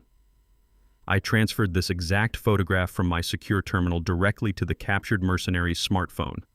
I opened the active chat window connecting the mercenary to Garrett's burner phone inside the federal holding cell. I attached the high-resolution image of his mistress signing away his life. Beneath the photograph, I typed a single, devastatingly simple text message. I hit send, watching the delivery confirmation flash across the screen. Inside the freezing, isolated concrete walls of the federal detention center, Garrett felt the cheap plastic burner phone vibrate violently against his leg. He snatched it up with trembling hands, a desperate, pathetic gasp of hope escaping his lips. He firmly believed his hired men had successfully raided my home and secured the leverage he needed to appease the foreign syndicate. He opened the encrypted messaging application. The high-resolution photograph slowly loaded on the small, brightly lit screen. Garrett stared at the image of the young woman sitting in the interrogation room. He recognized the heavy federal documents spread out across the table. He saw her signature confirming her absolute betrayal. Every single domestic account, every hidden stash of emergency cash, and every lie he had ever told was now in the permanent possession of the United States government. The text message below the photograph consisted of just 4 words: "Your audit is closed." The sheer crushing gravity of his absolute isolation slammed into him like a physical weight. His wealthy, arrogant facade disintegrated into nothing. The foreign syndicate was coming to execute him in less than 24 hours. The federal government had completely dismantled his corporate empire, and the last person on earth he trusted had just sold him out to save her own skin. Every single shield he had constructed was utterly destroyed. Garrett's knees buckled beneath him. The burner phone slipped from his sweaty fingers, clattering loudly against the cold concrete floor. He collapsed entirely, curling into a pathetic, trembling ball on the ground of the cell, desperately gasping for air in a world where he had absolutely no one left to manipulate. The morning sun brought no warmth to Valerie's impeccably sterile world. At exactly 8 o'clock, the serene mahogany-lined lobby of her upscale psychiatric clinic was shattered completely. A convoy of black federal SUVs and marked Atlanta police cruisers swarmed the private parking lot, blocking every possible exit. Dozens of heavily armed FBI agents, flanked by lead investigators from the Georgia Composite Medical Board, poured through the double glass doors. Valerie was standing behind her receptionist's desk, aggressively demanding her bank on the phone when a senior federal agent snatched the receiver from her hand and slammed it down. The clinic was immediately locked down. Valerie screamed, invoking her medical authority and threatening massive lawsuits, but her arrogant protests fell on deaf ears. Federal agents marched directly into her private office. They did not search blindly. They moved with absolute terrifying precision. 2 agents approached the massive oak bookshelf, grabbed the silver fountain pen, and twisted it. The heavy mechanical click echoed like a gunshot. The bookshelf slid open, revealing the concrete windowless cell hidden behind it. The medical fridge, the intravenous stands, and the heavily soundproofed walls were laid bare for everyone to witness. The press had been tipped off anonymously. News helicopters hovered above the clinic, and aggressive reporters crowded the police barricades outside. Camera crews captured high-definition footage of federal technicians hauling boxes of illegal sedatives, forged patient logs, and heavy medical restraints out of the building. The pristine, untouchable fortress Valerie had built to cater to Atlanta's elite was instantly transformed into an active federal crime scene. The hidden dungeon where she had kept our daughter captive was broadcasted live across every major morning news network. Her darkest, most sickening secret was now public consumption. The exposure triggered an immediate, catastrophic domino effect. Valerie was physically escorted out of her clinic in handcuffs, her custom white suit glaring under the relentless flashing of paparazzi cameras. She was temporarily released on an emergency federal bond, a strategic move orchestrated by Jonathan Cole's legal team to ensure she experienced the full, agonizing reality of her social destruction before her inevitable criminal trial. By noon, the Georgia Composite Medical Board convened an emergency disciplinary hearing. Presented with irrefutable high-definition evidence of unlicensed chemical restraints, forged prescriptions, and the horrifying reality of the concrete holding cell, the board did not hesitate for a single second. They voted unanimously to permanently strip Valerie of her psychiatric license. The official decree was brutally swift, banning her from practicing medicine in any capacity anywhere in the United States. Her professional execution was absolute. The news spread through Atlanta's wealthy social circles like a highly contagious virus. The elite billionaires, politicians, and high-profile executives who had paid exorbitant sums for her absolute discretion panicked. They treated her name like radioactive waste. Within 3 hours, her private practice was entirely abandoned. Her elite patient roster transferred their files to rival clinics, desperate to distance themselves from a woman now internationally branded as a sociopathic kidnapper. The prestigious medical foundations she had chaired formally erased her from their directories. The hospital boards she had ruthlessly maneuvered to control issued public statements condemning her actions and severing all ties. 40 years of meticulously cultivating an image of superior intellect, refined grace, and medical authority evaporated into total nothingness. She had built her entire identity on being the smartest, most powerful woman in the room. Now she was nothing more than a disgraced, unlicensed criminal facing decades in a federal penitentiary. The sheer velocity of her downfall was breathtaking. Every single pillar of her arrogant existence had been systematically kicked out from under her. She had absolutely no money, no clinic, no license, and no allies. She was entirely alone, wandering the streets of the city she used to rule, desperately trying to comprehend how her impenetrable empire had burned to the ground overnight. Stripped of her phone, her car, and her dignity, Valerie was forced to do something she had not done in 30 years. She walked. The Georgia heat beat down on her as she trudged miles across the city, her expensive designer heels blistering her feet. Her immaculate hair was plastered to her forehead with sweat, her pristine white suit stained with dirt and the grim reality of her new existence. She had nowhere else to go. Her offshore accounts were frozen, her credit cards were useless pieces of plastic, and the clinic was sealed with yellow federal tape. In her desperate, fractured mind, she clung to the only physical asset she thought she still possessed: the house. She genuinely believed that the power of attorney document she had forced me to sign yesterday morning meant she could simply kick me out and barricade herself inside. She dragged herself down our quiet, tree-lined suburban street, seeking the comforting shadow of the large colonial home. But, as she approached the manicured front lawn, her exhausted steps ground to a sudden, horrifying halt. The expansive green grass was completely covered in a chaotic, colorful mountain of her most prized possessions. Every single piece of her designer wardrobe had been mercilessly hurled out of the front door. $1,000 silk dresses, custom Italian suits, and expensive cashmere coats were piled carelessly across the dirt. Her collection of exclusive limited edition luxury handbags items she treated with more care and affection than her own daughter were tossed thoughtlessly onto the driveway. Her expensive jewelry boxes were emptied, their contents scattered across the concrete steps. It was an absolute physical manifestation of her complete eviction. She fell to her knees on the edge of the grass, her bleeding hands desperately clutching a ruined silk scarf. The reality of the power of attorney document finally pierced her panicked mind. I had not signed the house over to her. I had legally sealed the property, locking her out permanently and stripping her of her final safe haven. She stared at the mountain of discarded luxury, hyperventilating as the terrifying truth fully materialized. The heavy oak front door slowly creaked open. I stepped out onto the porch, looking down at the pathetic, broken woman kneeling in the dirt. I did not wear the stooped posture of a frail, grieving husband. I stood tall, my hands resting calmly in my pockets, my expression as cold and unforgiving as a steel blade. Valerie looked up, her tear-streaked face twisting in absolute horror as her eyes met mine. For 40 years she had looked at me and seen a weak, predictable postal worker she could easily manipulate and discard. Now, looking into my cold, dead eyes, the final devastating puzzle piece snapped into place in her mind. The synchronized federal raids, the flawlessly hijacked camera feed, the instantaneous financial freezing, the precise weaponized destruction of her entire life. It was not a rival corporate conglomerate. It was not terrible luck. It was me. She realized with a soul-crushing certainty that the quiet, unassuming man she had shared a bed with was the apex predator who had methodically hunted her down and slaughtered her empire. I stared at her, offering the merciless, silent gaze of an executioner. Valerie stared up at me from the wreckage of her designer wardrobe, the horrifying truth completely fracturing her already fragile sanity. The polished elite psychiatrist was dead. In her place was a cornered rabid animal. She scrambled to her feet, her breath coming in ragged, violent heaves. She ignored the expensive silk dresses scattered across the grass and sprinted toward her secondary luxury sedan parked on the far side of the driveway.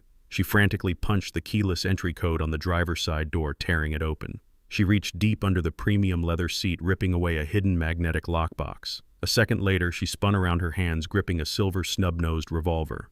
She marched directly up the front walkway, her blistered feet stomping heavily against the concrete steps. She stopped just 3 feet away from me on the porch, raising the weapon and aiming the barrel squarely at the center of my forehead. "Give it back!"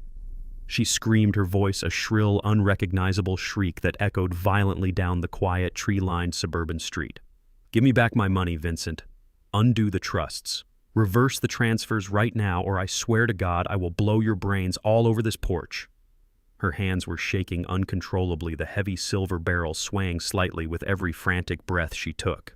She was completely unhinged, driven entirely by the primal, consuming grief of losing her financial empire. She actually thought the threat of physical violence would somehow intimidate me. She thought a gun could reverse a federal asset freeze. She thought I was still the docile, obedient husband who would cower and surrender. I did not flinch. I did not take a single step backward. I stood perfectly still, looking right past the barrel of the loaded weapon and directly into her wild, bloodshot eyes. "You do not have the steady hands for a murder, Valerie," I said, my voice as cold and absolute as a steel blade.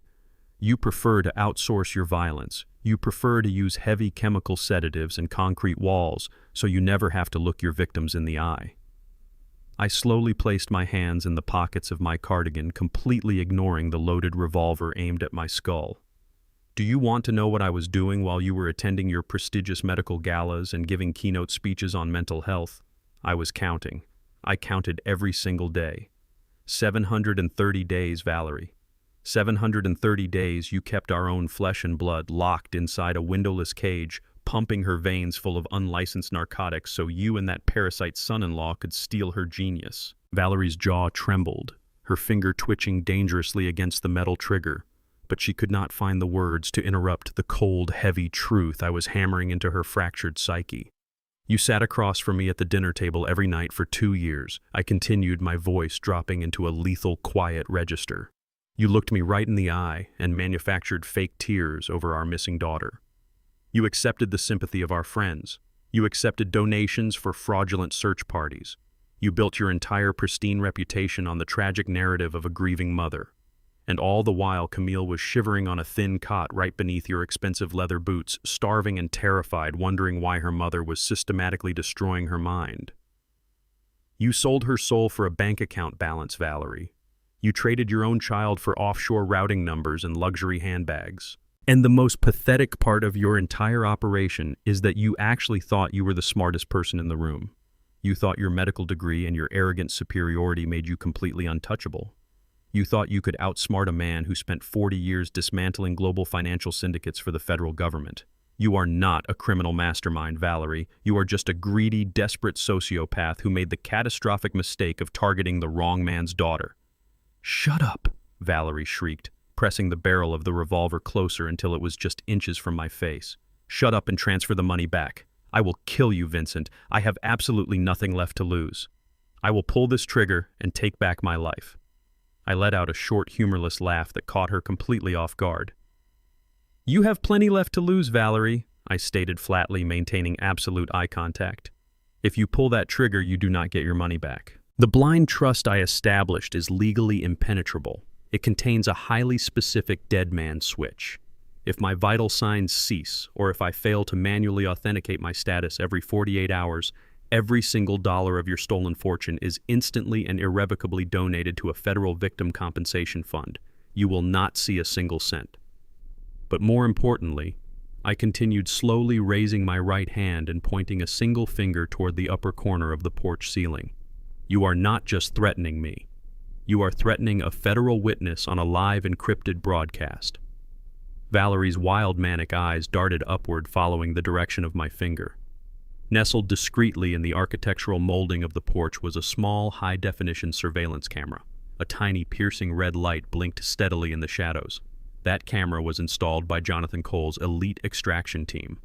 I explained, my tone entirely devoid of mercy. "It is not connected to a local hard drive. It is a direct hardwired uplink. The visual feed and the audio of you threatening to murder me are currently streaming in real time directly to the secure servers of the Federal Bureau of Investigation and the United States Attorney General's office. They are watching you right now, Valerie.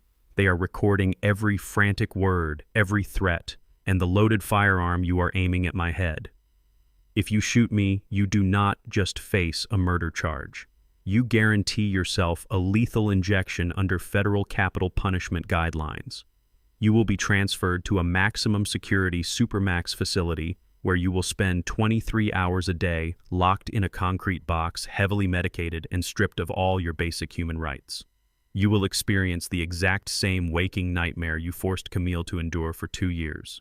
The blood drained completely from Valerie's face, leaving her skin a sickening ashen gray. She stared at the blinking red light of the camera, the terrifying reality of her absolute, inescapable defeat finally crashing down upon her. The heavy silver revolver in her hand suddenly began to shake violently. Right on cue, the sharp, piercing wail of police sirens shattered the quiet suburban afternoon. The sound originated from the end of the street, rapidly multiplying and growing louder by the second. They were coming fast, a coordinated fleet of federal and local law enforcement vehicles swarming the neighborhood to secure the armed suspect actively threatening a key witness. Valerie's breathing hitched into a pathetic, broken sob. The remaining shreds of her arrogant defiance evaporated instantly. Her fingers went entirely limp, and the loaded revolver slipped from her grasp, clattering loudly against the wooden planks of the porch. She did not try to run. She did not try to argue. Her knees simply buckled beneath her. She collapsed onto the hard wooden floorboards, burying her face in her trembling hands, her body rocking with heavy, defeated sobs. I looked down at the ruined, pathetic woman kneeling at my feet as the flashing red and blue lights of the police cruisers illuminated the front yard. The execution was complete. While Valerie was weeping on my front lawn, surrounded by federal agents, a very different kind of execution was taking place miles away in the heart of the financial district. Garrett Lawson was fighting a losing battle against the clock.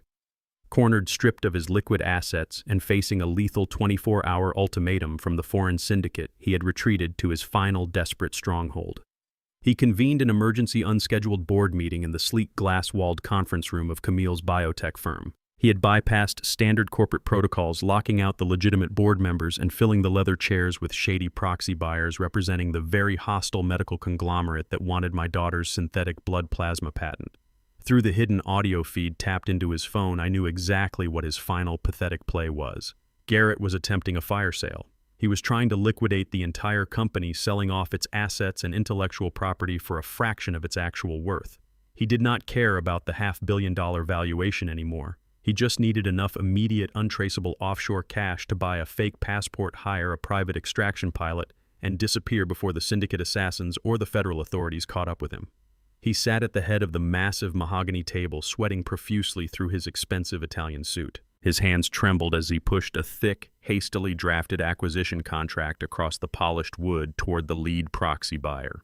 He was begging them to skip due diligence, promising them absolute control if they just authorized the wire transfer right then and there. The lead buyer, a cold, calculating man in a sharp navy suit, picked up a heavy gold pen. He leaned over the document, ready to sign away my daughter's life's work for pennies on the dollar. The heavy double doors of the executive boardroom did not just open. They were shoved apart with a violent, unapologetic force that sent them crashing against the glass walls. The loud, explosive sound made every single man in the room jump. The lead buyer dropped his pen, the gold cylinder clattering loudly across the mahogany table. Garrett's head snapped up, his bloodshot eyes widening in absolute shock as he stared at the entrance. I walked into the room. I was no longer wearing the soft, unassuming cardigan of a frail, grieving father. I was wearing a sharp-tailored charcoal suit. My posture was perfectly straight, my shoulders squared, and my expression carried the ruthless, sterile authority of a senior federal auditor stepping into a condemned building. Flanking my right side was Jonathan Cole, carrying a sleek black leather briefcase and radiating the menacing, predatory energy of a veteran corporate shark who was about to devour his prey. Garrett shot up from his leather chair, his face flushing a violent shade of crimson. "What is the meaning of this?" he screamed, his voice cracking under the intense strain of his panic. "Security. Get security up here right now. These men are trespassing." He slammed his hand against the intercom button on the table, but nothing happened. Jonathan had already handled the building management and the security desk downstairs. We owned the building now. "You are severely out of your depth, Garrett," I said, my voice echoing clearly and calmly across the silent boardroom. "There is no security coming for you, and there is no sale happening today." "Who are you?" the lead proxy buyer demanded, narrowing his eyes at me and then glaring at Garrett. "Lawson, you assured us you had absolute executive authority to execute this transfer. If this company is compromised, we are walking away right now. Do not listen to him," Garrett pleaded, frantically, practically lunging across the table toward the buyer. "That is just my senile father-in-law. He has absolutely no legal standing here. He is a retired postal worker suffering from severe grief-induced delusions. Sign the paper. We have a binding verbal agreement." Jonathan Cole stepped forward, moving with deliberate, terrifying calmness. He placed his black leather briefcase squarely on top of the mahogany table, popping the brass latches with 2 sharp clicks. He reached inside and pulled out a thick stack of heavily notarized, legally binding federal documents. He did not hand them to Garrett. He slammed them directly onto the center of the table, right over Garrett's fraudulent acquisition contract, effectively pinning it down. "You do not have a binding agreement," Jonathan stated, his booming voice vibrating off the glass walls. "And you certainly do not have executive authority, Mr. Lawson. What you have is a severe misunderstanding of your current legal predicament." Jonathan tapped the top document with a heavy index finger. "As the lead counsel for the Hayes Family Trust, I am officially notifying this room that Garrett Lawson has been entirely stripped of his voting rights, his executive proxy, and his board seat." "That is a complete lie," Garrett roared, gripping the edges of the table so hard his knuckles turned white. "I am the acting CEO. I control the majority shares through my wife's medical proxy. You cannot just walk in here and declare me powerless. I will have you disbarred for this stunt." Jonathan offered a cold, predatory smile. "Your medical proxy was inherently tied to the shares controlled by Valerie Hayes. But as of 9 o'clock this morning, Valerie Hayes legally and irrevocably surrendered every single asset, share, and piece of private equity she possessed. She signed a comprehensive transfer of wealth directly into a blind trust managed by my firm, overseen exclusively by Vincent Hayes." Jonathan flipped to the second page, pointing to Valerie's frantic, jagged signature at the bottom of the stark white paper. "Your mother-in-law traded her entire financial empire to save herself from the federal government. She gave us the absolute majority holding of this company." The color completely drained from Garrett's face. He stared at Valerie's signature, his eyes darting frantically across the legal jargon. He realized in a fraction of a second that the foundation of his power was completely gone. Valerie had not just signed away her own money. She had signed away the company, stripping him of the only leverage he had left to appease the syndicate assassins. The proxy buyers did not need to hear another word. The lead buyer stood up immediately, buttoning his navy suit jacket with a look of pure disgust. He picked up his gold pen, sliding it back into his pocket. "This deal is entirely radioactive," he announced coldly, glaring at Garrett. "You lied to us, Lawson. You have no assets to sell, and you have just wasted our time. Consider our arrangement permanently terminated." The buyers gathered their briefcases and marched out of the boardroom without a single backward glance, giving Jonathan and me a wide berth as they exited. Garrett stood completely alone at the head of the massive table. The silence in the room was heavy and suffocating. The reality of his total failure crashed down on him. The syndicate was going to murder him. The federal agents were actively hunting him. His wife had turned on him, his mistress had sold him out, and his mother-in-law had signed away his last remaining shield. He had absolutely nothing left. Then something inside his mind violently snapped. The sheer terror and the magnitude of his defeat broke his psychological composure completely. Garrett threw his head back and began to laugh. It was a loud, hysterical, unhinged sound that bounced aggressively off the glass walls of the empty boardroom. It was the desperate, manic laughter of a man who had completely lost his grip on reality. He stopped laughing abruptly, his chest heaving as he pointed a shaking, aggressive finger directly at my face. "You think you are so smart, Vincent," he spat, spit flying from his lips as he leaned over the table. "You think a few pieces of paper signed by that idiotic woman can stop me. You are completely delusional. None of these documents matter. Valerie's shares mean absolutely nothing in the grand scheme of the corporate bylaws." Garrett slammed his fist against the mahogany wood, his eyes wide and bloodshot with absolute terrifying certainty. "Camille is dead!" he roared, his voice tearing through the room with raw, psychotic triumph. "She has been dead for 2 years. and according to the federal marital laws of this state as her legally recognized husband and next of kin, I am the sole absolute legal heir to her entire estate. I inherit her patent. I inherit her founding shares. I inherit every single thing she built. You are just a pathetic old man playing with fake paper. I own this company by default, and I will tear it down to the studs just to watch you suffer. You cannot stop me, Vincent. You cannot protect a dead woman. Garrett stood at the head of the massive mahogany table, his chest heaving violently as the echo of his vile declaration faded into the glass walls of the boardroom. The sheer, unadulterated arrogance radiating from him was intoxicating to his fractured mind. He genuinely believed he had found the ultimate legal loophole, the one unassailable trump card that neither Jonathan Cole nor my decades of forensic auditing could ever bypass. He leaned forward, bracing his sweating palms against the polished wood, a grotesque, victorious smirk spreading across his pale face. "You hear me, Vincent?" He taunted, his voice dripping with pure, concentrated malice. "There is no miraculous rescue. There is no hidden clause that can save you now. In the eyes of the federal government, a missing person is declared legally dead after a set period, and I have already filed the preliminary probate petitions. As her husband, I am the absolute, uncontested beneficiary of her entire estate. Every single patent, every line of code, every dollar this company ever generates belongs entirely to me. You can wave Valerie's signed documents in my face all day long. They mean absolutely nothing. I will take this to the highest appellate court in the country, and I will win.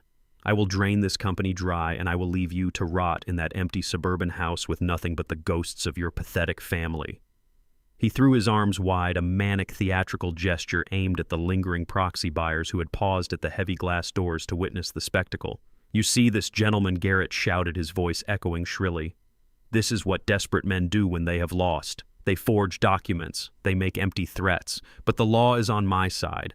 The intellectual property is legally mine.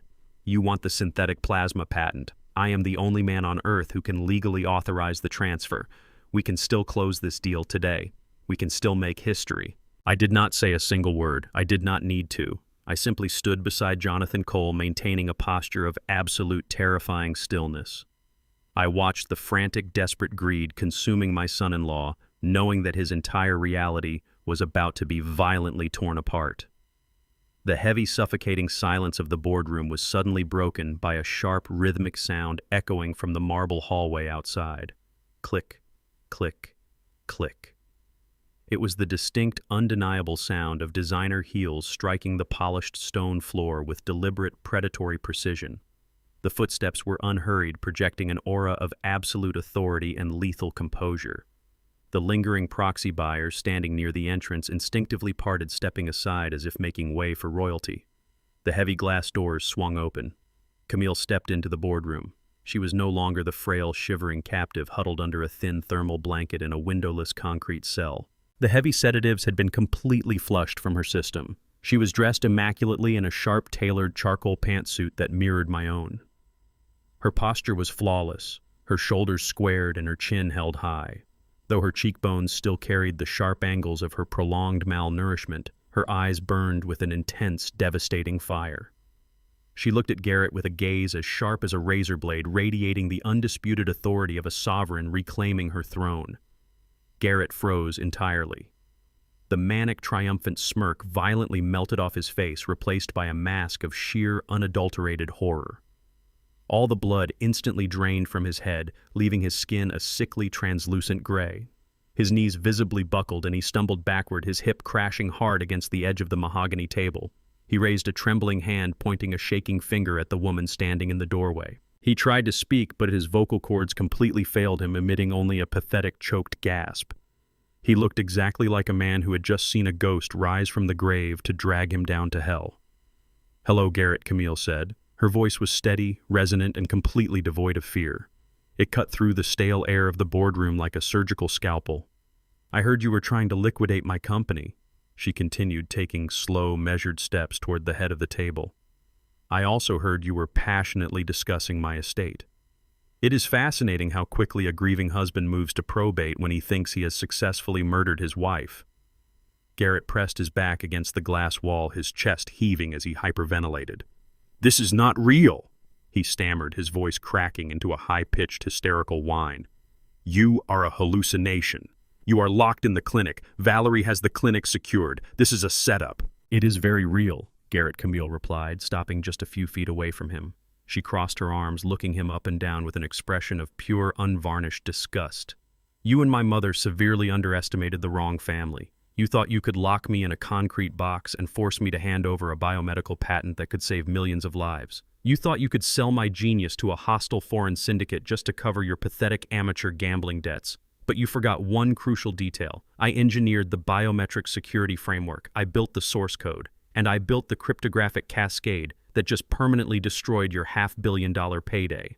The lead proxy buyer, who had been watching the scene unfold with growing horror, finally understood the catastrophic magnitude of the situation. He realized he was not just standing in a room with a desperate venture capitalist. He was standing in a room with a man actively involved in a severe, high-level federal kidnapping conspiracy. The billionaire partner turned absolutely white. He did not say a single word to Garrett. He simply shot a terrified glance at Jonathan Cole, turned on his heel, and sprinted down the marble hallway, desperate to put as much distance as possible between his corporate entity and the radioactive fallout of Garrett Lawson. Garrett watched his final lifeline vanish. He was completely alone. He lunged forward, slamming his hands onto the mahogany table, his eyes wild with terror. "Camille, please," he begged, his voice dissolving into a pathetic wet sob. "You have to undo the cryptographic lock. The syndicate will kill me. They gave me a 24-hour ultimatum. If I do not deliver the unencrypted patent, they are going to murder me. You have to save me. We were married. You owe me." Camille leaned over the table, bringing her face inches from his. She did not blink. "I do not owe you anything but a front-row seat to your own destruction," she whispered, her tone carrying the absolute merciless finality of a judge delivering a death sentence. "I am the sole owner of this company. You are a trespasser, and your 24-hour deadline is no longer a concern of mine." Before Garrett could process the gravity of her words, the heavy glass doors of the boardroom were thrown open with explosive force. A tactical unit of heavily armed federal agents from the Federal Bureau of Investigation breached the room, moving with terrifying kinetic efficiency. They did not ask polite questions. They did not request cooperation. Garrett Lawson, the lead senior agent, barked, his voice booming like thunder. Two massive federal agents lunged forward, grabbing Garrett by the shoulders. They forcefully spun him around, slamming his chest and face violently against the polished mahogany table. The impact knocked the wind completely out of his lungs. He thrashed weakly, crying out in pain and panic, but the agents pinned him effortlessly, twisting his arms tightly behind his back. The sharp, heavy metallic click of the steel handcuffs ratcheting around his wrists echoed loudly through the silent boardroom. "You are under arrest for federal kidnapping, international wire fraud, corporate extortion, and conspiracy to commit murder." The senior agent read the charges with crisp, unyielding authority. "You have the right to remain silent. Anything you say can and will be used against you in a court of law." Garrett was hoisted roughly to his feet, his expensive Italian suit torn and disheveled. He looked back at Camille and me, his face streaming with tears of absolute, unfiltered despair. He was completely broken, stripped of his wealth, his arrogance, and his freedom. The federal agents dragged him forcefully out of the boardroom, his expensive leather shoes scuffing uselessly against the floor as he disappeared down the hallway, heading straight into the dark, unforgiving abyss of the federal prison system. 3 months later, the federal courthouse in downtown Atlanta was completely suffocated by media vans, satellite trucks, and hundreds of frantic reporters. The trial of Valerie Hayes and Garrett Lawson had evolved from a local scandal into a massive national spectacle. Inside the heavy oak double doors of the primary courtroom, the atmosphere was thick with an electrifying, oppressive silence. I sat in the front row of the gallery wearing my charcoal suit, my posture perfectly rigid. Across the room, seated at the defense tables, Valerie and Garrett looked entirely unrecognizable. They had been denied bail, spending the last 90 days stewing in federal holding cells. Valerie's hair, once immaculately styled, hung in limp graying strands around her hollow face. Garrett had lost at least 20 pounds, his custom suits replaced by an ill-fitting standard-issue gray uniform. He constantly scanned the gallery with terrified, bloodshot eyes, fully expecting a foreign syndicate assassin to be sitting among the journalists. The prosecution called Camille to the witness stand first. She walked past the defense table without offering her mother or her ex-husband a single glance. She placed her hand on the Bible, swore an oath, and proceeded to deliver a testimony so cold, precise, and utterly devastating that the entire courtroom collectively stopped breathing.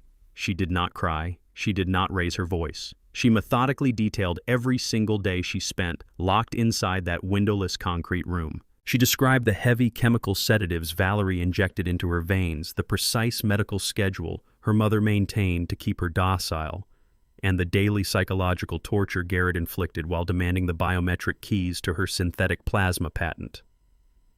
Every word she spoke dismantled the defense's pathetic attempt to paint Valerie as a desperate, caring mother trying to protect a severely mentally ill daughter. Camille's absolute brilliance and unquestionable sanity radiated through the room, exposing Valerie and Garrett as nothing more than greedy, sociopathic captors.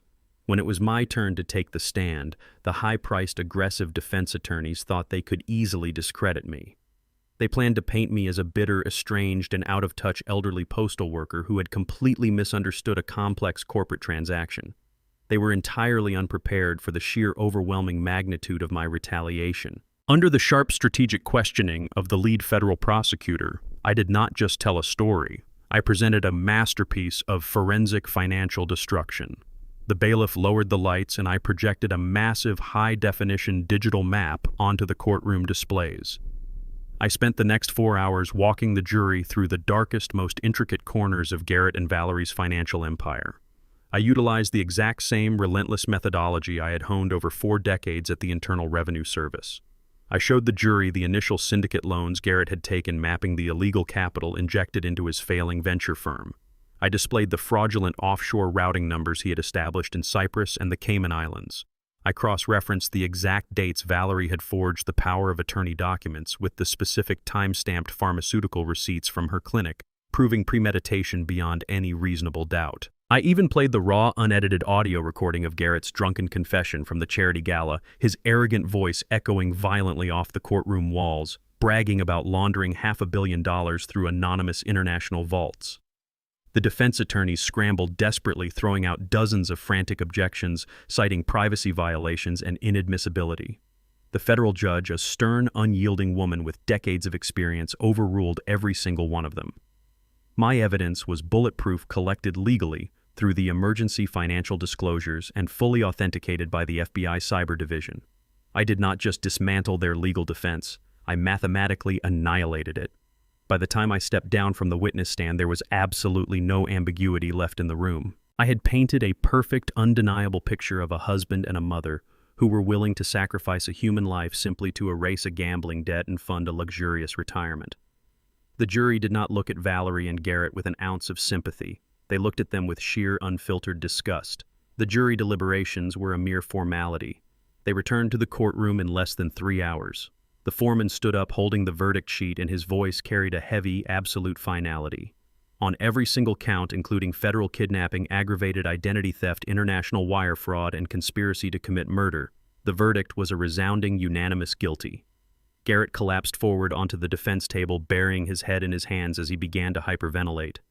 Valerie simply stared straight ahead at the judge's bench, her eyes wide and vacant, her mind entirely shattered by the crushing reality of her complete defeat. The judge did not offer them a shred of mercy during the sentencing phase. She looked down at Valerie from her elevated bench, her expression radiating profound professional and personal contempt. Valerie Hayes. The judge began, her voice ringing like a heavy steel bell. You weaponized the medical oath you swore to uphold. You utilized your psychiatric authority to chemically imprison your own flesh and blood. You are a disgrace to the medical community, and you are a profound danger to society. For your egregious crimes against your daughter and your husband, I sentence you to 25 years in a maximum security federal penitentiary. The judge then shifted her piercing gaze to Garrett, who was visibly trembling, his breath hitching in pathetic, wet gasps. Garrett Lawson, you are a predator driven by nothing but rampant, unchecked greed. You attempted to sell a life-saving medical advancement to a hostile foreign entity merely to cover your own reckless, illegal debts. You treated human lives as disposable corporate assets. The syndicate you fear so deeply is the least of your concerns now. For your central role in this massive criminal conspiracy, I sentence you to 30 years in federal prison. This sentence will be served without the possibility of parole. The heavy wooden gavel slammed down onto the sounding block with a sharp, explosive crack that finalized their destruction. I remained standing in the front row of the gallery, my posture perfectly straight, my hands resting comfortably in the pockets of my suit. Two heavily armed federal marshals approached the defense tables. They forcefully pulled Valerie and Garrett to their feet, locking heavy steel shackles around their wrists and ankles. The metallic clinking of the chains echoed through the quiet courtroom. They were stripped of their expensive designer suits and dressed in bright, glaring orange federal jumpsuits. The heavy reinforced doors of the courtroom opened, revealing a blinding storm of flashing cameras from the press pool waiting eagerly in the hallway. I watched in absolute cold silence as my former wife and my former son-in-law were marched out into the blinding lights. They lowered their heads in sheer agonizing shame, desperately trying to hide their faces from the cameras. The untouchable elite psychiatrist and the arrogant, high-rolling venture capitalist had been reduced to heavily chained, disgraced federal inmates.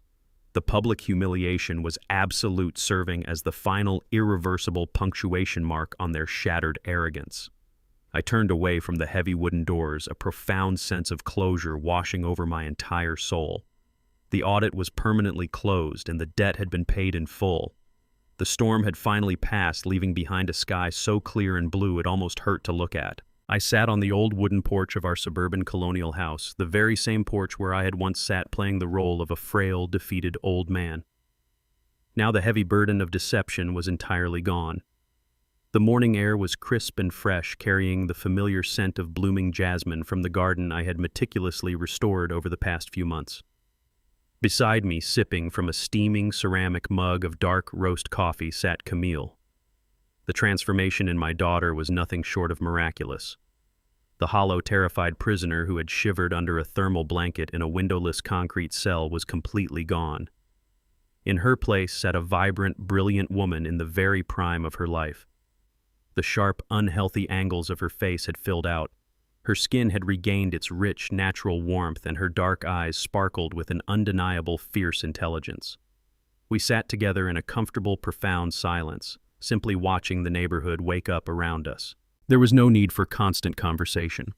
We had survived the darkest crucible imaginable, and the quiet, uninterrupted peace of this ordinary morning was the greatest victory we could have ever asked for. The house behind us, once a fortress of Valerie's arrogant expectations and hidden sins, had been entirely purified. I had methodically stripped away every trace of her expensive, hollow decorations, replacing the cold luxury with genuine lived-in warmth. It was no longer a stage for a sociopathic psychiatrist and a greedy venture capitalist. It was a home again. Our home. I took a slow sip of my coffee, feeling the warm liquid ground me firmly in the present reality. We had fought a war in the shadows, and we had won. With Garrett and Valerie permanently locked inside the federal penitentiary system, the complex legal web they had spun around Camille's life was systematically dismantled. Jonathan Cole and his formidable team of corporate attorneys worked relentlessly to reverse the fraudulent power of attorney documents and nullify the hostile acquisition contracts. The federal courts officially restored Camille's absolute legal autonomy and reinstated her as the sole, uncontested owner of her biomedical firm. Once her physical and legal safety was absolutely guaranteed. Camille returned to her highly secure server terminal. Using the manual decryption keys securely stored exclusively in her own memory, she effortlessly reversed the cryptographic cascade she had triggered on the day of her rescue. The scrambled, fragmented data packets seamlessly reassembled, bringing the revolutionary synthetic blood plasma substitute back online. But Camille did not just restore the patent. She weaponized it for the greater good. She forcefully rejected all buyout offers from massive predatory pharmaceutical conglomerates who wanted to hoard her invention for profit. Instead, she completely restructured her entire company, establishing an independent ethical manufacturing pipeline. She secured massive federal grants and partnered directly with international humanitarian organizations. Today, her synthetic plasma is actively saving thousands of lives in global conflict zones, remote developing nations, and underfunded rural hospitals. She ensured the pricing remained strictly at cost, permanently blocking greedy corporate executives from turning her life-saving invention into an exclusive luxury commodity. She works long, demanding hours at her new, heavily secured research facility, but she always makes it home for dinner. She is thriving, commanding her industry with a level of ethical leadership and fierce determination that leaves her competitors in absolute awe. Watching her rebuild her empire from the ashes of Garrett's greed has been the most deeply rewarding experience of my life. She took the unimaginable trauma they inflicted upon her and forged it into an unbreakable armor. She proved that true genius cannot be caged in a concrete room, and a strong spirit cannot be broken by chemical sedatives. Her massive success is the ultimate undeniable revenge against the monsters who tried to erase her existence. I often reflect on the terrifying, chaotic journey that brought us to this peaceful porch. The cruel, unforgiving truth of my marriage had violently shattered the illusion of the life I thought I was living. For 40 years, I genuinely believed I was sharing my home with a loving, devoted partner. Discovering that the woman sleeping next to me was a calculated, ruthless predator could have easily broken my spirit. It could have driven me into severe depression or cynical bitterness. Instead, that brutal revelation acted as a violent, necessary purification process. It burned away the comfortable domestic lies and forced me to resurrect the cold, calculating forensic auditor I had buried in my retirement. I learned a profound lesson about human nature and illicit wealth. Greed is a spectacular, self-immolating fire. Valerie and Garrett possessed vast wealth, elite social status, and absolute privilege, yet it was never enough for them. Their insatiable toxic hunger for more blinded them completely to their own fatal vulnerabilities. They thought they were hunting a vulnerable, wealthy prey, entirely unaware that their overwhelming arrogance was marching them straight into a meticulously designed federal slaughterhouse. I did not have to resort to physical violence to destroy them. They destroyed their own lives through their sheer hubris. I simply handed them the digital rope, and their own massive egos kicked away the chair. Their federal sentences are exceptionally long, and their public disgrace is permanent. They will spend the rest of their natural lives locked in small, sterile concrete cages, completely stripped of the power, the money, and the prestige they worshipped above all else. The brutal truth cleansed my life of parasites I never knew I was hosting. The ultimate lesson of this entire ordeal is profoundly simple and absolutely unyielding. Family is not defined by mere legal marriage certificates or shared bank accounts. True family is built on unshakable loyalty, mutual respect, and the fierce, uncompromising will to protect one another from any threat, regardless of where that threat originates. I learned that a father's silence should never be mistaken for weakness, and that true, calculated discipline is the deadliest weapon against arrogant greed. My name is Vincent Hayes. I am a 69-year-old father who proved that you can absolutely destroy the monsters hiding in the dark if you are willing to become the flawless architect of their downfall. Did you like my story? And which city are you listening from? Let us meet in the comments. If you liked the story, you can support me by sending a super thanks so I can keep bringing more stories like this. Thank you so much for your sweet support. I am looking forward to your comments on the story. On the screen, you can see 2 new life stories that I highly recommend. There is so much more on my channel. Do not forget to subscribe. See you in the next life story with love and respect. Another crucial lesson I carry with me is the undeniable danger of underestimating those who remain quiet. In a world that often equates loud arrogance with power, true strength is forged in silence. Valerie and Garrett believed my calm demeanor was a symptom of weakness. They mistook my patience for complete ignorance. They never realized that a quiet man is often the one listening the closest, observing every single flaw in his enemy's armor. Never dismiss the silent observer, because when the time comes to strike, they will dismantle your world before you even realize the war has begun. Please share this video with anyone who needs a powerful reminder to never underestimate the quiet strength of a protective father.